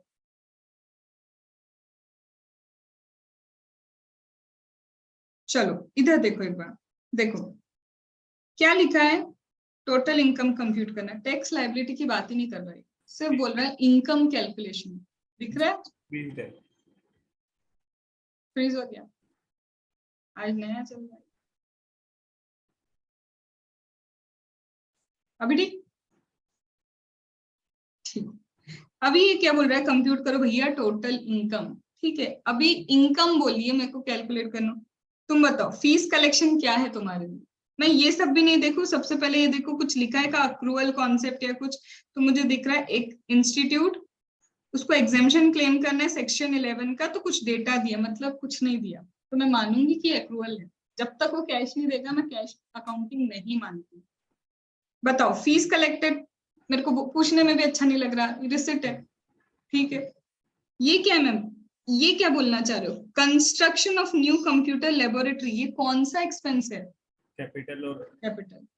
बट समझ में आया कि ये एक्सपेंस है, वो ऐसे तरह से देंगे तुमको। लैंड एक्वायर्ड जिसे यूज किया जाएगा फॉर स्टूडेंट्स, मतलब स्टूडेंट्स के लिए ही यूज होगी, तो वो बता रहे हैं कि चैरिटेबल पर्पस के लिए ही यूज होगी लैंड। ठीक है, ये क्या है, amount unmarked and set apart, ये एक्यूमुलेशन की बात चल रही है ना। एक्यूमुलेट करके रखेगा कितने टाइम के लिए, नेक्स्ट 4 इयर्स के लिए। बता दिए कंस्ट्रक्शन क्या करना चाहता है, मतलब पूरा दिया ना उसने, कितना टाइम, पर्पस, इसके लिए एक्यूमुलेट करना है। तो क्या तुम समझ गए एक्सपेंस का तरीका? इसमें से मैम रुको रुको रुको, एक चीज आप क्या भूल गए कि रिसिप्ट में कुछ भी कर लो 15%, एक ही तो रिसिप्ट दिए ले दे के उसने। इसमें से बिना सोचे समझे आपको क्या करना है मैम, 15% एग्जेम्प्ट करना है। पहले तो जितनी रिसिप्ट है सब टोटल कर लेंगे, 15% बिना सोचे समझे एग्जेम्प्ट कर देंगे। अब बाकी बचा वही अप्लाइड का कॉन्सेप्ट लगा रहे हो आप, समझ में आया कि एक्चुअल में हाँ ये भी अप्लाइड है, ये भी अप्लाइड है, सारी कंडीशन कंप्लाई हो रही है, ये मेरा अप्लाइड है। आया समझ में? ये बेसिक चल रहा है, सारे बेसिक कॉन्सेप्ट है, सिर्फ तुम्हें ये और ये जो तुमने किया ना, ये सब तुमने लिखा है कि ये इस रीजन से है, ये इस रीजन से है, ये क्यों एलिजिबल है, कैपिटल एक्सपेंडिचर, जितनी बातें हम कर रहे थे ना, ये सारी वहां पे लिखी हुई। ये देखो, ये 5 इयर्स एक्सीड नहीं हुए हैं, एक्यूमुलेशन की बात है, 11(2) इज अबाउट एक्यूमुलेशन, ये सब तुम्हें लिखना पड़ता है। ये मेरा बहुत बेसिक सा क्वेश्चन था, इसमें कुछ ज्यादा नहीं।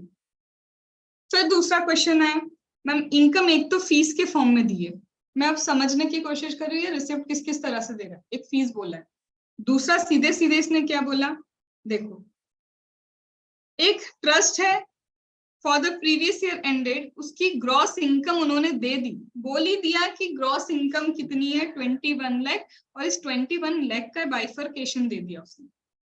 क्या बोल रहा है बाइफरकेशन में, प्रॉपर्टी हेल्ड अंडर ट्रस्ट, तुम्हें पता है रिसिप्ट देने का तरीका ये भी हो सकता है, प्रॉपर्टी हेल्ड अंडर ट्रस्ट, उसकी इनकम मिली, वो भी तुम्हारा रिसिप्ट है, मतलब वर्डिंग क्या क्या यूज करेंगे, income from property held under trust, वो भी तुम्हारी रिसिप्ट है। ठीक है, income from business incidental to the main objective, कुछ बिजनेस इनकम हुई है जो मेन ऑब्जेक्टिव से इंसिडेंशियल है, वो 4 लाख है। कुछ वॉलेंट्री कंट्रीब्यूशन रिसीव हुआ, तो ये समझ लो ये तरीका है रिसिप्ट देने का, कुछ भी बोल के वो दे देंगे, ये रिसिप्ट, ये रिसिप्ट, ये रिसिप्ट। तो मैम टोटल रिसिप्ट तो सीधी बात बोलो ना 21 लाख ही है। हाँ है, उन्होंने यहाँ वही तो किया, एक एक करके ले लेके तुमको बताया। जो उसने यहाँ बाइफरकेशन दिया, मैंने फिर वो यहाँ बाइफरकेशन को लिख लिया कि ये है। यहाँ वो क्या बोलता है, मैम ट्रस्ट ने अप्लाई किया, अप्लाइड, समझ गए वर्ड अप्लाइड, कितना अप्लाई किया, इतना towards charitable purpose during the year, जिसमें इंक्लूड हुआ है repayment of loan for the construction. क्या बोल रहा है, ओवरऑल अप्लाई किया मैंने इतना, जिसमें से ये जो 3.6 लाख है loan for the construction, orphan construction करना था, लोन का रीपेमेंट 3.6 लाख। अब टैक्सेबल इनकम कितनी होगी, पहले तो मैंने वही 21 लाख लिखा, उसमें से ये भूलना मत, टोटल रिसिप्ट में से 15% तो जैसे ही तुम क्या कर सकते हो उसको माइनस कर सकते हो, ठीक है, ये हो गया। अब क्या मैम, ट्रस्ट के पर्पस के लिए कितना लगाया, इतना, और ये क्या किया, कुछ भी नहीं दिया, इसका क्या मतलब समझे।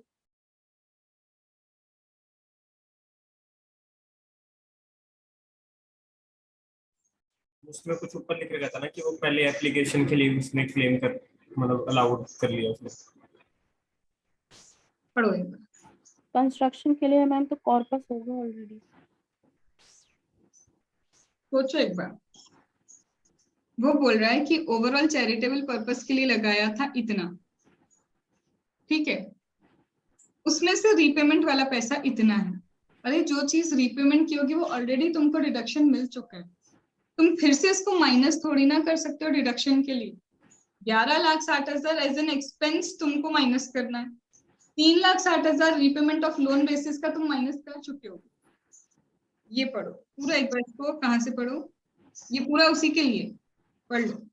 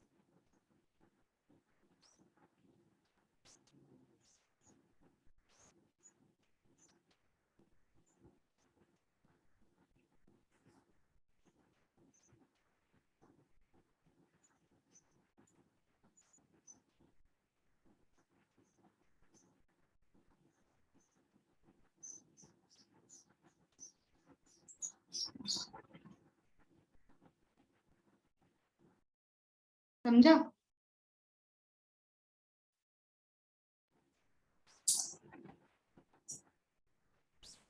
भाई पिछले साल जब भी तुमने रीपेमेंट किया था, हमने तो बोला ही था ना, कैपिटल एसेट का जब भी रीपेमेंट होता है लोन का, हम रीपेमेंट बेसिस पे अलाउ कर देते हैं वो एक्सपेंस।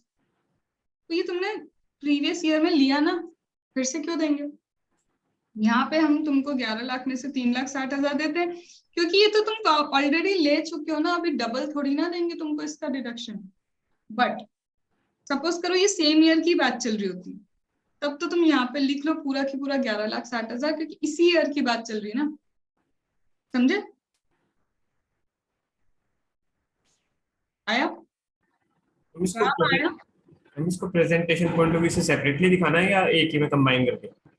यहाँ तो ये प्रीवियस ईयर का है, तो मैंने क्या कर दिया, एक नोट दे दिया। मैं बोलूं यहाँ पे ये जो ये लोग लिख देते ना सीधा नोट, मत लिखा करो एग्जाम में, बहुत चेकिंग करने वाले का दिमाग एकदम ही सर्वोपरि होता है। यहाँ सीधे क्या लाइन लिखो, as repayment was done in previous year 21-20, जो भी दिया, मतलब उनको शॉर्ट समरी बता दो कि हमको रीजन पता है। अगर उसने तुम्हारा नोट पढ़ना होगा तो पढ़ लेगा, नहीं तो उसको पता है कि बच्चे ने आगे चल के यही लिख के रखा है, बस थोड़ा लंबा चौड़ा बता के। क्यों बताऊं, क्योंकि ऐसी मैंने कॉपी देखी है कि जब ये लोग क्या करते हैं, ऐसा प्रेजेंटेशन चाहते हैं ना, और तुम क्या लिखते हो, नोट 1, नोट 2, नोट 3, उन्होंने इस चीज के भी मार्क्स काटे हैं कई जगह, तो उनको मौका देना ही क्यों। यहाँ पे लिखो एक शॉर्ट समरी, एक लाइनर समरी, बस बड़ा चढ़ा के मत लिखना इसमें, एक लाइनर। मेरा रीजन क्या था कि उसकी प्रीवियस ईयर में रिपेमेंट हो चुका है तो डबल डिडक्शन नॉट अलाउड, वही तो मेरा क्रक्स है। वो क्रक्स यहाँ लिखा और फिर नीचे भी लिख के दो उनको, क्योंकि ऐसी कॉपी देखिए जिसमें उन्होंने प्रेजेंटेशन बच्चों ने ऐसा किया है कि नीचे सब लिख के रख रहे हैं तो उन्होंने मार्क्स नहीं दिए, क्योंकि वो पूरा पढ़ते नहीं। क्यों नहीं पढ़ते बताऊं? क्योंकि अगर यहाँ पे जो इनकम है वो तुम्हारी गलत आ गई तो उसको पता है कि कहीं ना कहीं गलती वो आगे पड़ेगा भी नहीं। पर तुम्हें अगर चाहिए कि तुम रीजन बताओ, सब बताओ, स्टेप वाइज मार्किंग तो मिल जाए, तो यहीं की यहीं वन लाइनर तुमको क्या करना चाहिए, हर चीज का रीजन यहाँ वन लाइनर लिखना चाहिए। ये पीजीबीपी में सबसे ज्यादा ध्यान रखना, ठीक है। अब ये भी क्या है, फिर से ma'am income held under trust, जो भी प्रॉपर्टी थी उससे इनकम हुई, ये सेम नहीं दिख रहा, सेम जो भी करके है ये सेम चीज है। अब बस नई चीज क्या आ गई, वॉयलेंट्री कॉन्ट्रीब्यूशन। वर्डिंग वही चल रहे हैं, बस धीरे धीरे धीरे धीरे पेस क्या करते जा रहे हैं, बढ़ाते जा रहे हैं। मैम वॉयलेंट्री कंट्रीब्यूशन रिसीव हुआ with specific direction to form part of corpus. मुझे कॉर्पस डोनेशन मिला है मैम, कॉर्पस डोनेशन मिला है तो तुम्हारी कंडीशन क्या है, अगर तुम्हें मिला है तो तुम्हें सेफ इन्वेस्टमेंट मोड में रखना पड़ेगा, नहीं रखोगे टैक्सेबल है, और अगर रख लेते हो तो वो तो एग्जेम्प्ट हो जाएगा। तो what is exempt, never form part of your total income. क्या ये बात समझ में? तो यहाँ क्या बोले, ट्रस्ट ने 35 लाख तो अप्लाई किया, ओहो समझ गए, सुनी नहीं बात ट्रस्ट ने, उसने 11.5 के सेफ इन्वेस्टमेंट में उस कॉर्पस को नहीं रखा तो भी टैक्सेबल है। ये 10 लाख, ये 30 लाख और ये स्पेसिफिक डोनेशन 10 लाख आएगा। बट मैम अगर ये 11.5 के मोड में रख देता तो इसको हटा दूं तो यहाँ कुछ नहीं आता, यहाँ तुम्हारा होता 40 लाख, क्योंकि वो एग्जेम्प्ट हो चुका हो। आया समझ में? मैम फिर क्या है, ये तो हम भूलेंगे नहीं, पूरी टोटल रिसिप्ट में से 15% तो एनी हाउ अलाउ है, फिर आपने बोला है 35 लाख अप्लाई करके रखो। आया समझ में? तो इस तरह से छोटा छोटा छोटा पेज तुम्हारा क्या होता जाएगा, बढ़ता जाएगा। अब ये 21, ये वही है जो शायद मैंने तुमको बताया था, एक बार ये वाला 21 तुम ट्राई करो, फिर ये रहा 22, ये दोनों चीजें 21 22 जिसमें वही है, कितने पे ट्रांसफर की, सेल्स कंसिडरेशन क्या है, कॉस्ट ऑफ न्यू एसेट, इसमें वो कैपिटल गेन वाली चीजें चालू हो जाएंगी जो अपन ने किया था ना, ये वो कैपिटल गेन वाला। मुझे बड़ा एक क्वेश्चन चाहिए, मैं पहले वो देख लूं, तुम्हें एक अच्छा बड़ा क्वेश्चन करवा दूं, ये एग्जिट टैक्स से रिलेटेड है।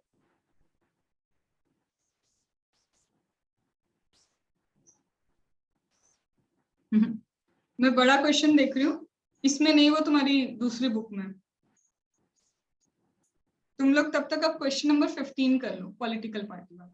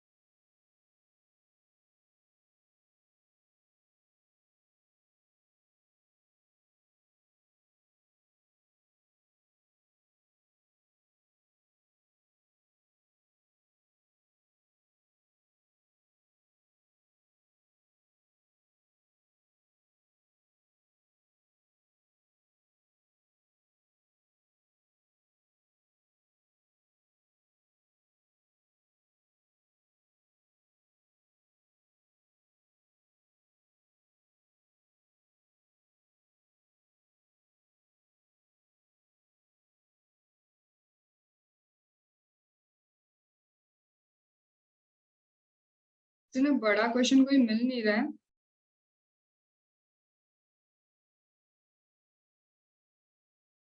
स्टडी मटेरियल में भी नहीं दिख रहा है।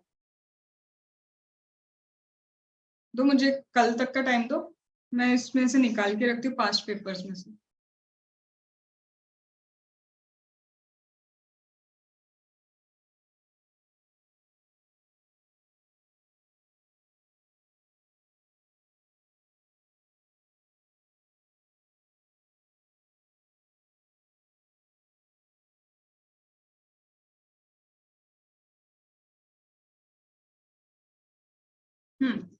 चलो एक क्वेश्चन ये बुक का ही करवा रही हूँ मैं, इस पे आ जाओ, ये वाला क्वेश्चन कर।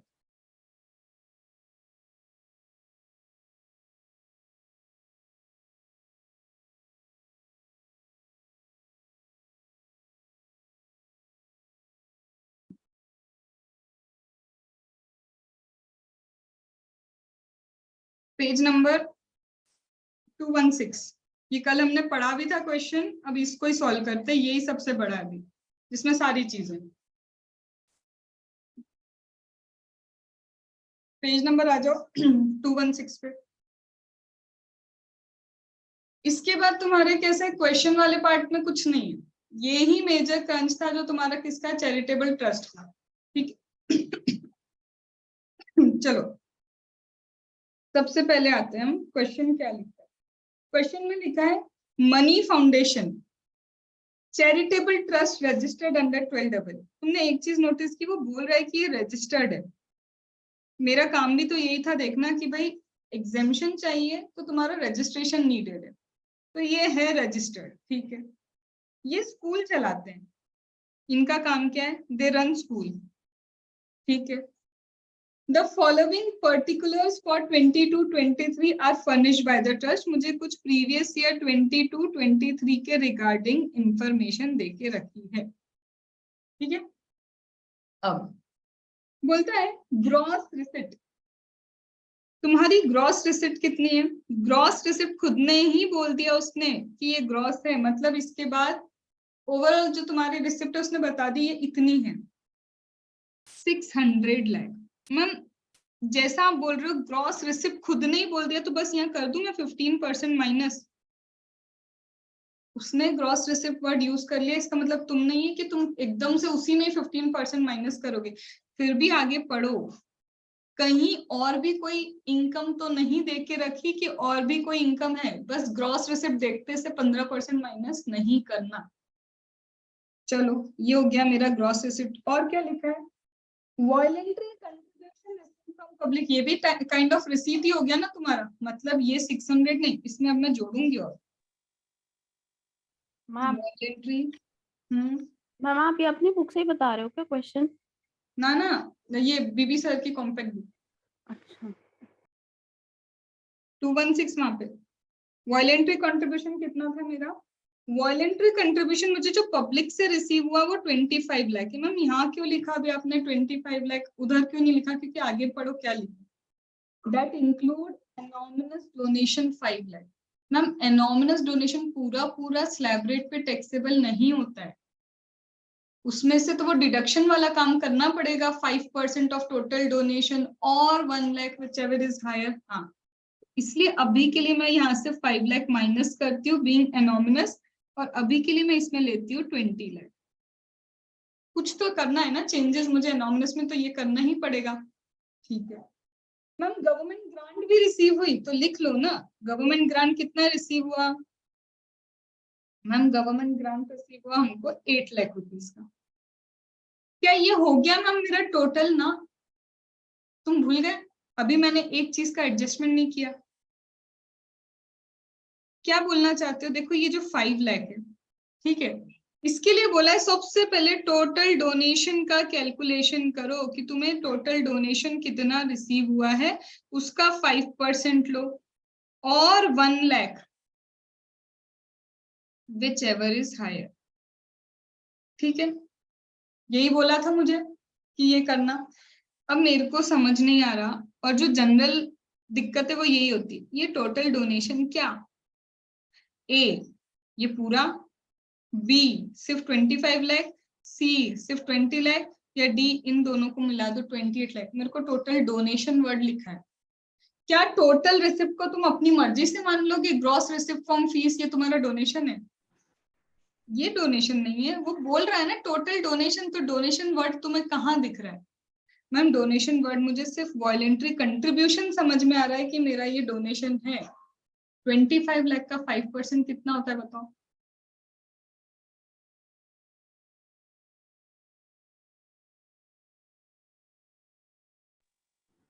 1,25,000।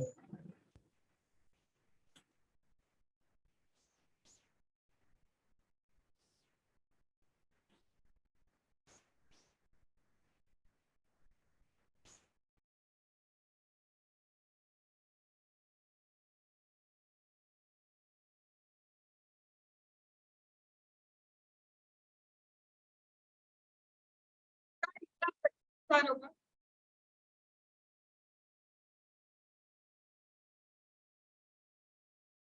आवाज नहीं है। स्लो आई थी मैम बहुत। Jet plane. अब ये ए मैंने टोटल डोनेशन लिया कितना?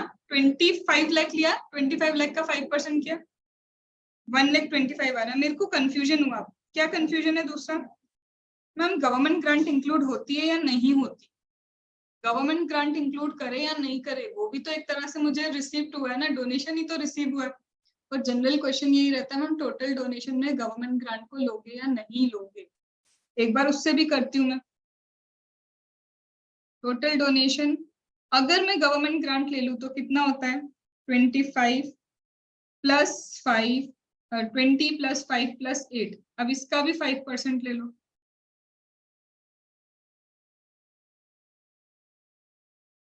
165।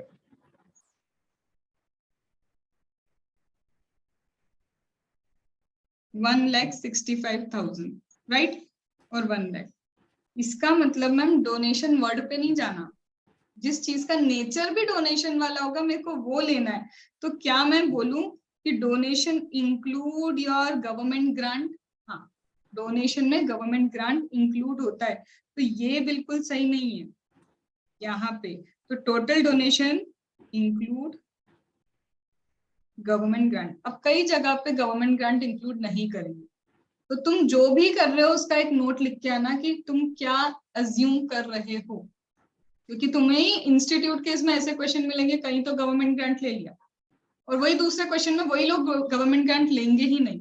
तो तुम जो कर रहे हो ना काउंटिंग, नीचे उसका क्या ले लेना? Alternate solution. ये भी हो सकता है अगर हम गवर्नमेंट ग्रांट को डोनेशन नहीं माने, क्योंकि अगर गवर्नमेंट ग्रांट कंडीशनल हुई तो वो डोनेशन नहीं, अनकंडीशनल है तो वो डोनेशन है तुम्हारे लिए।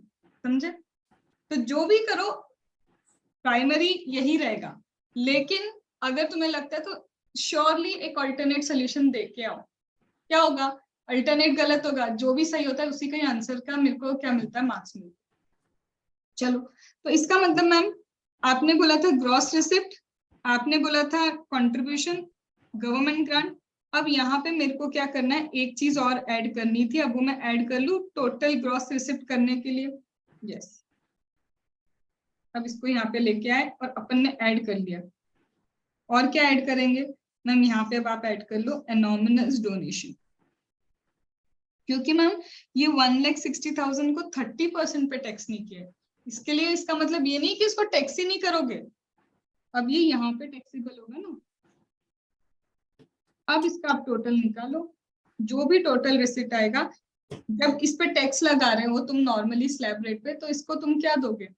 वो 15% वाला इस पे दोगे ना, माइनस करेंगे अब हम 15% ऑफ द टोटल रिसिप्ट। उतना मेरा क्या होगा? एग्जेम्पशन, जो मैं अभी डायरेक्टली यहाँ से ले रही हूँ 29.65। 94,44,750 जो हमने ऐड किया, मैं डायरेक्टली फिगर्स उठा रही हूँ, और ये हो जाएगा मेरा नेट 535.2027। तो तुमने अभी जितना भी मेरे साथ सीखा वो यही चीजें तो हम बार बार बोल रहे थे कि इसी तरह के एडजस्टमेंट आएंगे। सपोज करो फीस नहीं देगा, वो फीस की जगह क्या बोलेगा? Income from property held under trust. Fees दे सकते हैं, income from property held under trust बोल सकते हैं, डायरेक्ट बोल सकते हैं ग्रॉस इनकम इतनी हुई, तो कुछ भी बोले मेरे को समझ में आना चाहिए कि मेरे को टोटल रिसिप्ट का 15% माइनस करना है, और उसमें हमेशा इसका एक एडजस्टमेंट चलेगा। अब adjustment number 2, voluntary contribution receive in cash. कहीं भी पढ़ा है तुमने कि वॉलंटरी कंट्रीब्यूशन कैश में रिसीव नहीं कर सकते?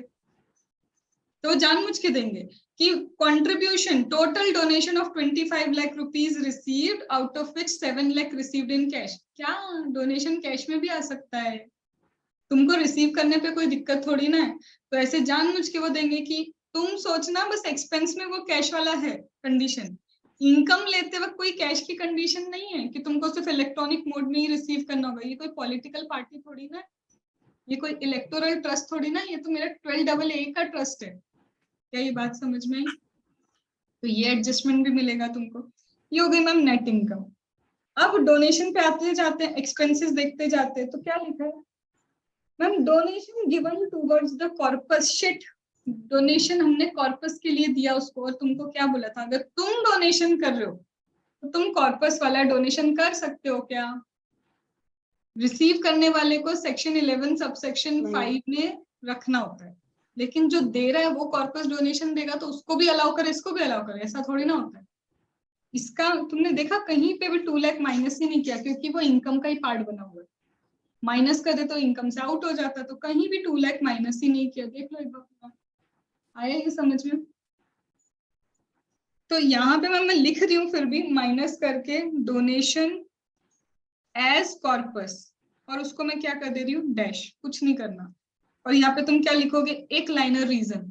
जो नहीं कर रहे हो माइनस उसका भी प्रोविजन लिखना पड़ता है। तो तुम यहाँ 1 लाइनर क्या रीजन लिखोगे? As donated, as the donation is given as corpus not deemed to be applied. उसको रीजन बता दो कॉर्पस से, बस वही तो मेन था मेरा। फिर दूसरा क्या? Trust given donation Gandhi ji free trust जिसका ऑब्जेक्टिव ही चैरिटेबल पर्पस है but not similar to the objective of donor trust. अब समझो ये आगे आएगा। ये बोल रहे तुम डोनेशन कर रहे हो, ठीक है करेंगे, अच्छी बात है। बोलते हैं किसने बोला? मेरा पर्पस है एजुकेशन, दूसरे ट्रस्ट का पर्पस क्या है? Relief to poor. कहाँ बोला कि सिमिलर ऑब्जेक्टिव वाले को ही डोनेशन दो? ऐसा बोला है क्या? नहीं। तो सीधी बात बोल रहा है कि उसका सामने वाले का जो है पर्पस सेम नहीं, पर है तो उसका चैरिटी वाला ही पर्पस ना, उसका पर्पस तो वही है। तो ठीक है, डोनेशन गांधी जी को दे रहे हैं, नॉट सिमिलर ऑब्जेक्टिव। मेरे को इससे कोई मतलब नहीं है, मेरे को मतलब ये होना चाहिए कि क्या वो 12AA वाला ट्रस्ट है, क्योंकि अगर उसने रजिस्ट्रेशन लिया है तो उसकी सारी चेकिंग हो चुकी है, चेकिंग के बाद ही रजिस्ट्रेशन मिलता है। तो हम अलाउ करेंगे, कितना है? 25 लाख माइनस करेंगे, ये अप्लाइड है, उसने डोनेशन दिया है, और ये तो लिखा ही नहीं ना कॉर्पस के फॉर्म में डोनेशन दिया है, जनरल डोनेशन दिया है, अप्लाइड है। समझ में आया? एक चीज तुम ये समझ पाए कि डोनेशन के ही तो दोनों एडजस्टमेंट दे दिए जो हम अभी तक पढ़ रहे थे, या तो कॉर्पस होगा या फिर नॉर्मल होगा, दे दिया उसने वही डोनेशन में। फिर तीसरा क्या है? Amount purpose of school. क्यों लिख रहा है भाई for the purpose of school? वो बताने के लिए कि हमारे पर्पस के लिए ही हमने पैसा लगाया है। Amount applied for the purpose it includes 10 lakh applied from corpus. 10 lakh apply किया, लेकिन इस 10 लाख में से क्या बोल रहा है वो? It includes 10 lakh applied from corpus of trust and 15 lakh expenditure incurred on 28 March 23 but payment made in 17th July 23। इन्होंने टोटल पैसा कितना अप्लाई किया? 25 लाख, जिसमें से 10 लाख तो कॉर्पस से अप्लाई किया, बाकी का बचा जो 15 लाख है, 15 लाख एक्सपेंडिचर इनकर कब हुआ? 28 मार्च 23 को, बट मैम पे कब किया? पे किया 17। ये मैम कुछ समझाने की कोशिश नहीं कर रहा है, ये क्वेश्चन की अक्रूवल कॉन्सेप्ट दिखा रहा है कि आज हमने बोला है कि एक्सपेंडिचर होगा लेकिन पेमेंट बाद में किया है। तो मेरे को कहीं दिया है कि कैश बेसिस फॉलो होता है, यहाँ पे कहीं पे भी दिया है कि कैश बेसिस फॉलो करोगे? नहीं मैम, ये तो नहीं दिया कि कैश बेसिस फॉलो करोगे। मतलब मुझे यहीं पे इसका क्या मिल जाना चाहिए? डिडक्शन। मुझे ईयर कहाँ पे मिल जाना चाहिए? इसी ईयर में डिडक्शन मिल जाना चाहिए, ईयर तो चेंज नहीं होना चाहिए। ठीक है, रुको रुको, लेट मी, अगर मैं यहाँ पे करती हूँ तो देखते क्या होता है मैम। फिर एक चीज यहाँ पे ये भी दी है, कॉर्पस। कॉर्पस मतलब किसी ने मुझे डोनेशन दिया था कॉर्पस के फॉर्म में, और मैंने उसी पैसे को यहाँ पे लगाया। मेरे को तो समझ में ही नहीं आ रहा करना क्या है। अब ये पहले तुम सोचो और मुझे बताओ, ये 25 लाख का करे तो करे क्या।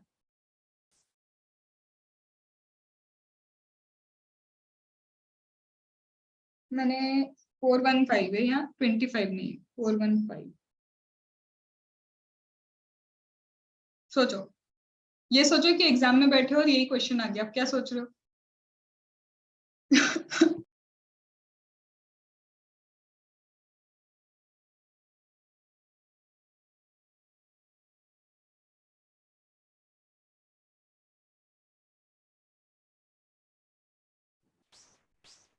नेक्स्ट ईयर में कह रही, सब्सिक्वेंट ईयर में। सुनो, मैंने कितना एक्सपेंस किया मैम? 415 लाख आपने एक्सपेंडिचर किया है, लेकिन पता है क्या, ये जो आपने 10 लाख कॉर्पस से लगा है वो तो ऑलरेडी एग्जेम्प्ट हुआ है ना। जब तक वो खुद लिख के नहीं दे कि पिछली बार इसने क्या किया था, 11.5 के सेफ इन्वेस्टमेंट मोड में नहीं रखा था, तो उसका टैक्सेबल हुआ होगा। जब तक वो स्पेसिफिकली ये लाइन नहीं लिखे तुम इससे ये नहीं मान सकते कि पिछली बार ये एग्जेम्प्ट नहीं हुआ। तो एग्जेम्प्ट नेचर की चीज का पैसा यहाँ पे क्या कर रहे हो, लगा रहे हो। हम ऑलरेडी इसको एग्जाम कर चुके, तो फिर से तुमको माइनस करने देंगे क्या? वापस माइनस करने नहीं देंगे।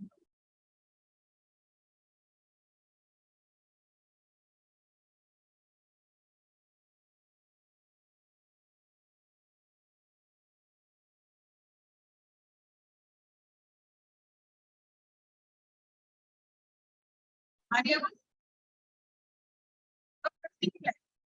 15 लाख तो अभी आपने सिर्फ बोला कि 28 को अक्रू हुआ है। कहाँ लिखा है कैश बेसिस ऑफ अकाउंटिंग है? कैश बेसिस होता तो तुम नेक्स्ट ईयर पे लेके जाते उसको, फिर उस वक्त देते तुम इसको क्या, माइनस करने को।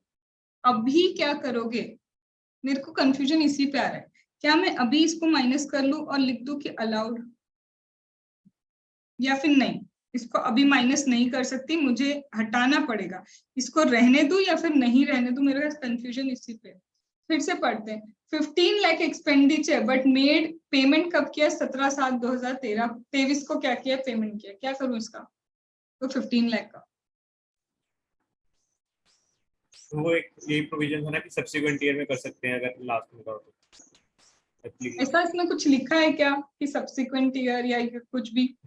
नेक्स्ट ईयर में ही हो गया ना बल्कि इसका तो। सीधी बात है कि जब तुम पे करोगे हम तभी अलाउ करेंगे ना।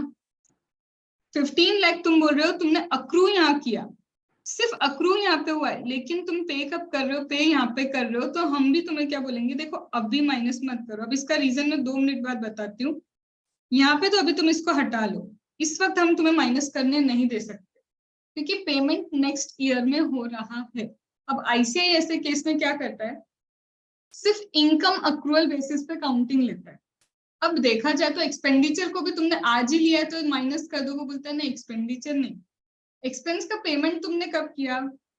17 जुलाई को जाके किया, तो उसी ईयर में इसको क्या करना, माइनस करना। तो यहाँ पे बोलते हैं अभी के लिए तो 15 लाख यहाँ से क्या कर लो, हटा लो, हम इसको अलाउ नहीं कर रहे।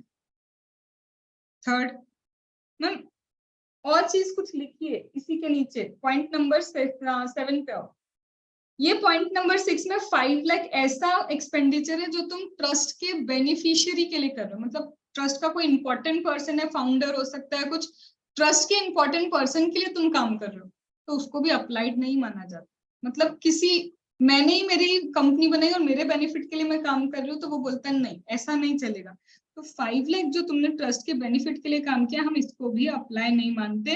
तो 415 में से इन सब चीजों को माइनस करोगे तो इतना जो है तुमको, ये तुम्हारे लिए क्या है, deem to accrue applied, deem to भी अप्लाइड, इतना तुमने पूरा अप्लाई कर लिया है। आया इतना समझ में? फिर इसके बाद मैम क्या बोलता है लास्ट 8th वाला, कि मैम एक बिल्डिंग खरीदी थी। कितने की खरीदी? 200 लाख। चलो चलो माइनस कर देते 200। अरे बिल्डिंग कैपिटल एसेट देख लो, लोन वाला काम तो नहीं है यहाँ पे। तो बोलता है जिस 200 लाख में से मैंने आईसीआईसीआई से कितना बोरो किया है, पैसा बोरो किया, principal repayment made in current year is 55 lakh, और ये अमाउंट इंक्लूडेड नहीं है आपके 415। बोलता है तुमने एक बिल्डिंग खरीदी इतने की, जिसमें से अभी रीपेमेंट सिर्फ इतना ही किया है, और ये जो अमाउंट है ना 55 लाख, ये 415 में इंक्लूड नहीं किया हुआ। तो मैं क्या करूँ, 200 लाख पूरा ही माइनस कर देती हूँ? नहीं, याद आ रहा है, कैपिटल एसेट है, सिर्फ जितना रीपेमेंट कर रहे हो उतना ही माइनस करने को मिलेगा। यहाँ तक आया समझ में? तो एक बार पेज पलट के देख लो कि तुमको 55 लाख, ये रहा नीचे ही दिया, repayment of loan 55 lakh minus करने को मिला है, 200 नहीं मिला। क्या ये कनेक्ट हो रहा है? पूरा जो पड़ा था वही सारे एडजस्टमेंट्स हैं। फिर और क्या दिया मैम, 15 लाख आपने सेट अपार्ट करके रखा है for acquiring table equipment for library, but the amount was spent in October 2023. Form 10 was filed and AO was duly informed. तो आपने खुद AO को बताया मेरे को रखना है ये पैसा अलग, तो आपने AO को उसको बता दिया, AO को इन्फॉर्मेशन दे दी, तो बताओ ये अप्लाइड मानोगे ना? तुमने सेट अपार्ट किया, इसको मानोगे? तो ये हो गया 11/2 का कितना रुपया आपने अप्लाइड किया, 15 लाख। राम यही हो ना? ठीक है। फिर इसके बाद investment made in units of UTI of 3 lakh up to 31/3/2003। आगे कुछ और लिखा है, क्या बोल रहा है कि 11/5 के सेफ इन्वेस्टमेंट मोड में investment made in the units of UTI of 3 lakh up to 31/3/2003। ये क्या बोल रहा है पता है? आपने मैम सेट अपार्ट कितना किया, 15 लाख, आपने 15 लाख पूरा माइनस कर दिया, ये गलत हो गया। क्यों? क्योंकि नीचे उसने लिखा है तुमने सेफ इन्वेस्टमेंट में पता है सिर्फ कितना रखा है, 3 लाख रुपीस, तो तुमको पूरा 15 लाख अलाउ नहीं कर रहे हो, सिर्फ 3 लाख रुपीस तुम्हारे लिए अप्लाइड होगा, क्योंकि तुमने सेफ इन्वेस्टमेंट में सिर्फ 3 लाख रुपीस का ही रखा है इन्वेस्टमेंट। याद है एक्यूमुलेशन करना है तो सेफ इन्वेस्टमेंट में होना चाहिए, तो बोला है नहीं 3 लाख ही होगा, क्योंकि तुमने सेफ इन्वेस्टमेंट में सिर्फ 3 लाख रखा। फिर excess expenditure over income in previous year 21-22। तुमने इनकम से ज्यादा कुछ एक्सपेंडिचर किया, पहले ऐसा होता था कि इसको अलाउ कर देते, अब वो अलाउ नहीं करते, तो मतलब तुम कैरी फॉरवर्ड नहीं कर सकते, तो उसका कुछ भी नहीं लिया यहाँ। That is an amendment. पहले इसको कैरी फॉरवर्ड करके अलाउ किया जाता था, अब नहीं किया जाता। तो इसी तरह के क्वेश्चन तुमको मिलेंगे। जो बड़ा मैं बोल रही थी ना, एक क्वेश्चन मुझे बड़ा चाहिए, वो इसी टाइप के होंगे जिसमें सब दे देंगे एक साथ, जो मन चाहे वो सब दे देंगे, बट ये फॉर्मेट याद रखना जरूरी है। और 100% हर क्वेश्चन में एनोमिनस डोनेशन का आता ही है एडजस्टमेंट। ठीक है, तो आज ये वाला क्वेश्चन बिना देखे बुक के अब तुम क्वेश्चन सॉल्व कर सकते हो। बचा क्या है पता है, सिर्फ थ्योरेटिकल। कल थ्योरेटिकल खत्म हो जाएगा और साथ में एग्जिट टेक्स्ट के 2 से 3 ही क्वेश्चन है। कल तुम्हारा चैरिटेबल ट्रस्ट फिनिश हो जाएगा। ठीक है, 3 दिन ही शायद लिए थे उसमें, चैरिटेबल ट्रस्ट के 3 दिन में खत्म हो जाए। ठीक है, कल हो सकता है एक्सटेंड करूंगी क्लास, अगर खत्म नहीं हो रहा होगा तो कल करूंगी, क्योंकि तो आज के लिए इतना ही। कल हम पूरा चैरिटेबल ट्रस्ट को कंप्लीशन में लेते हैं। ठीक है।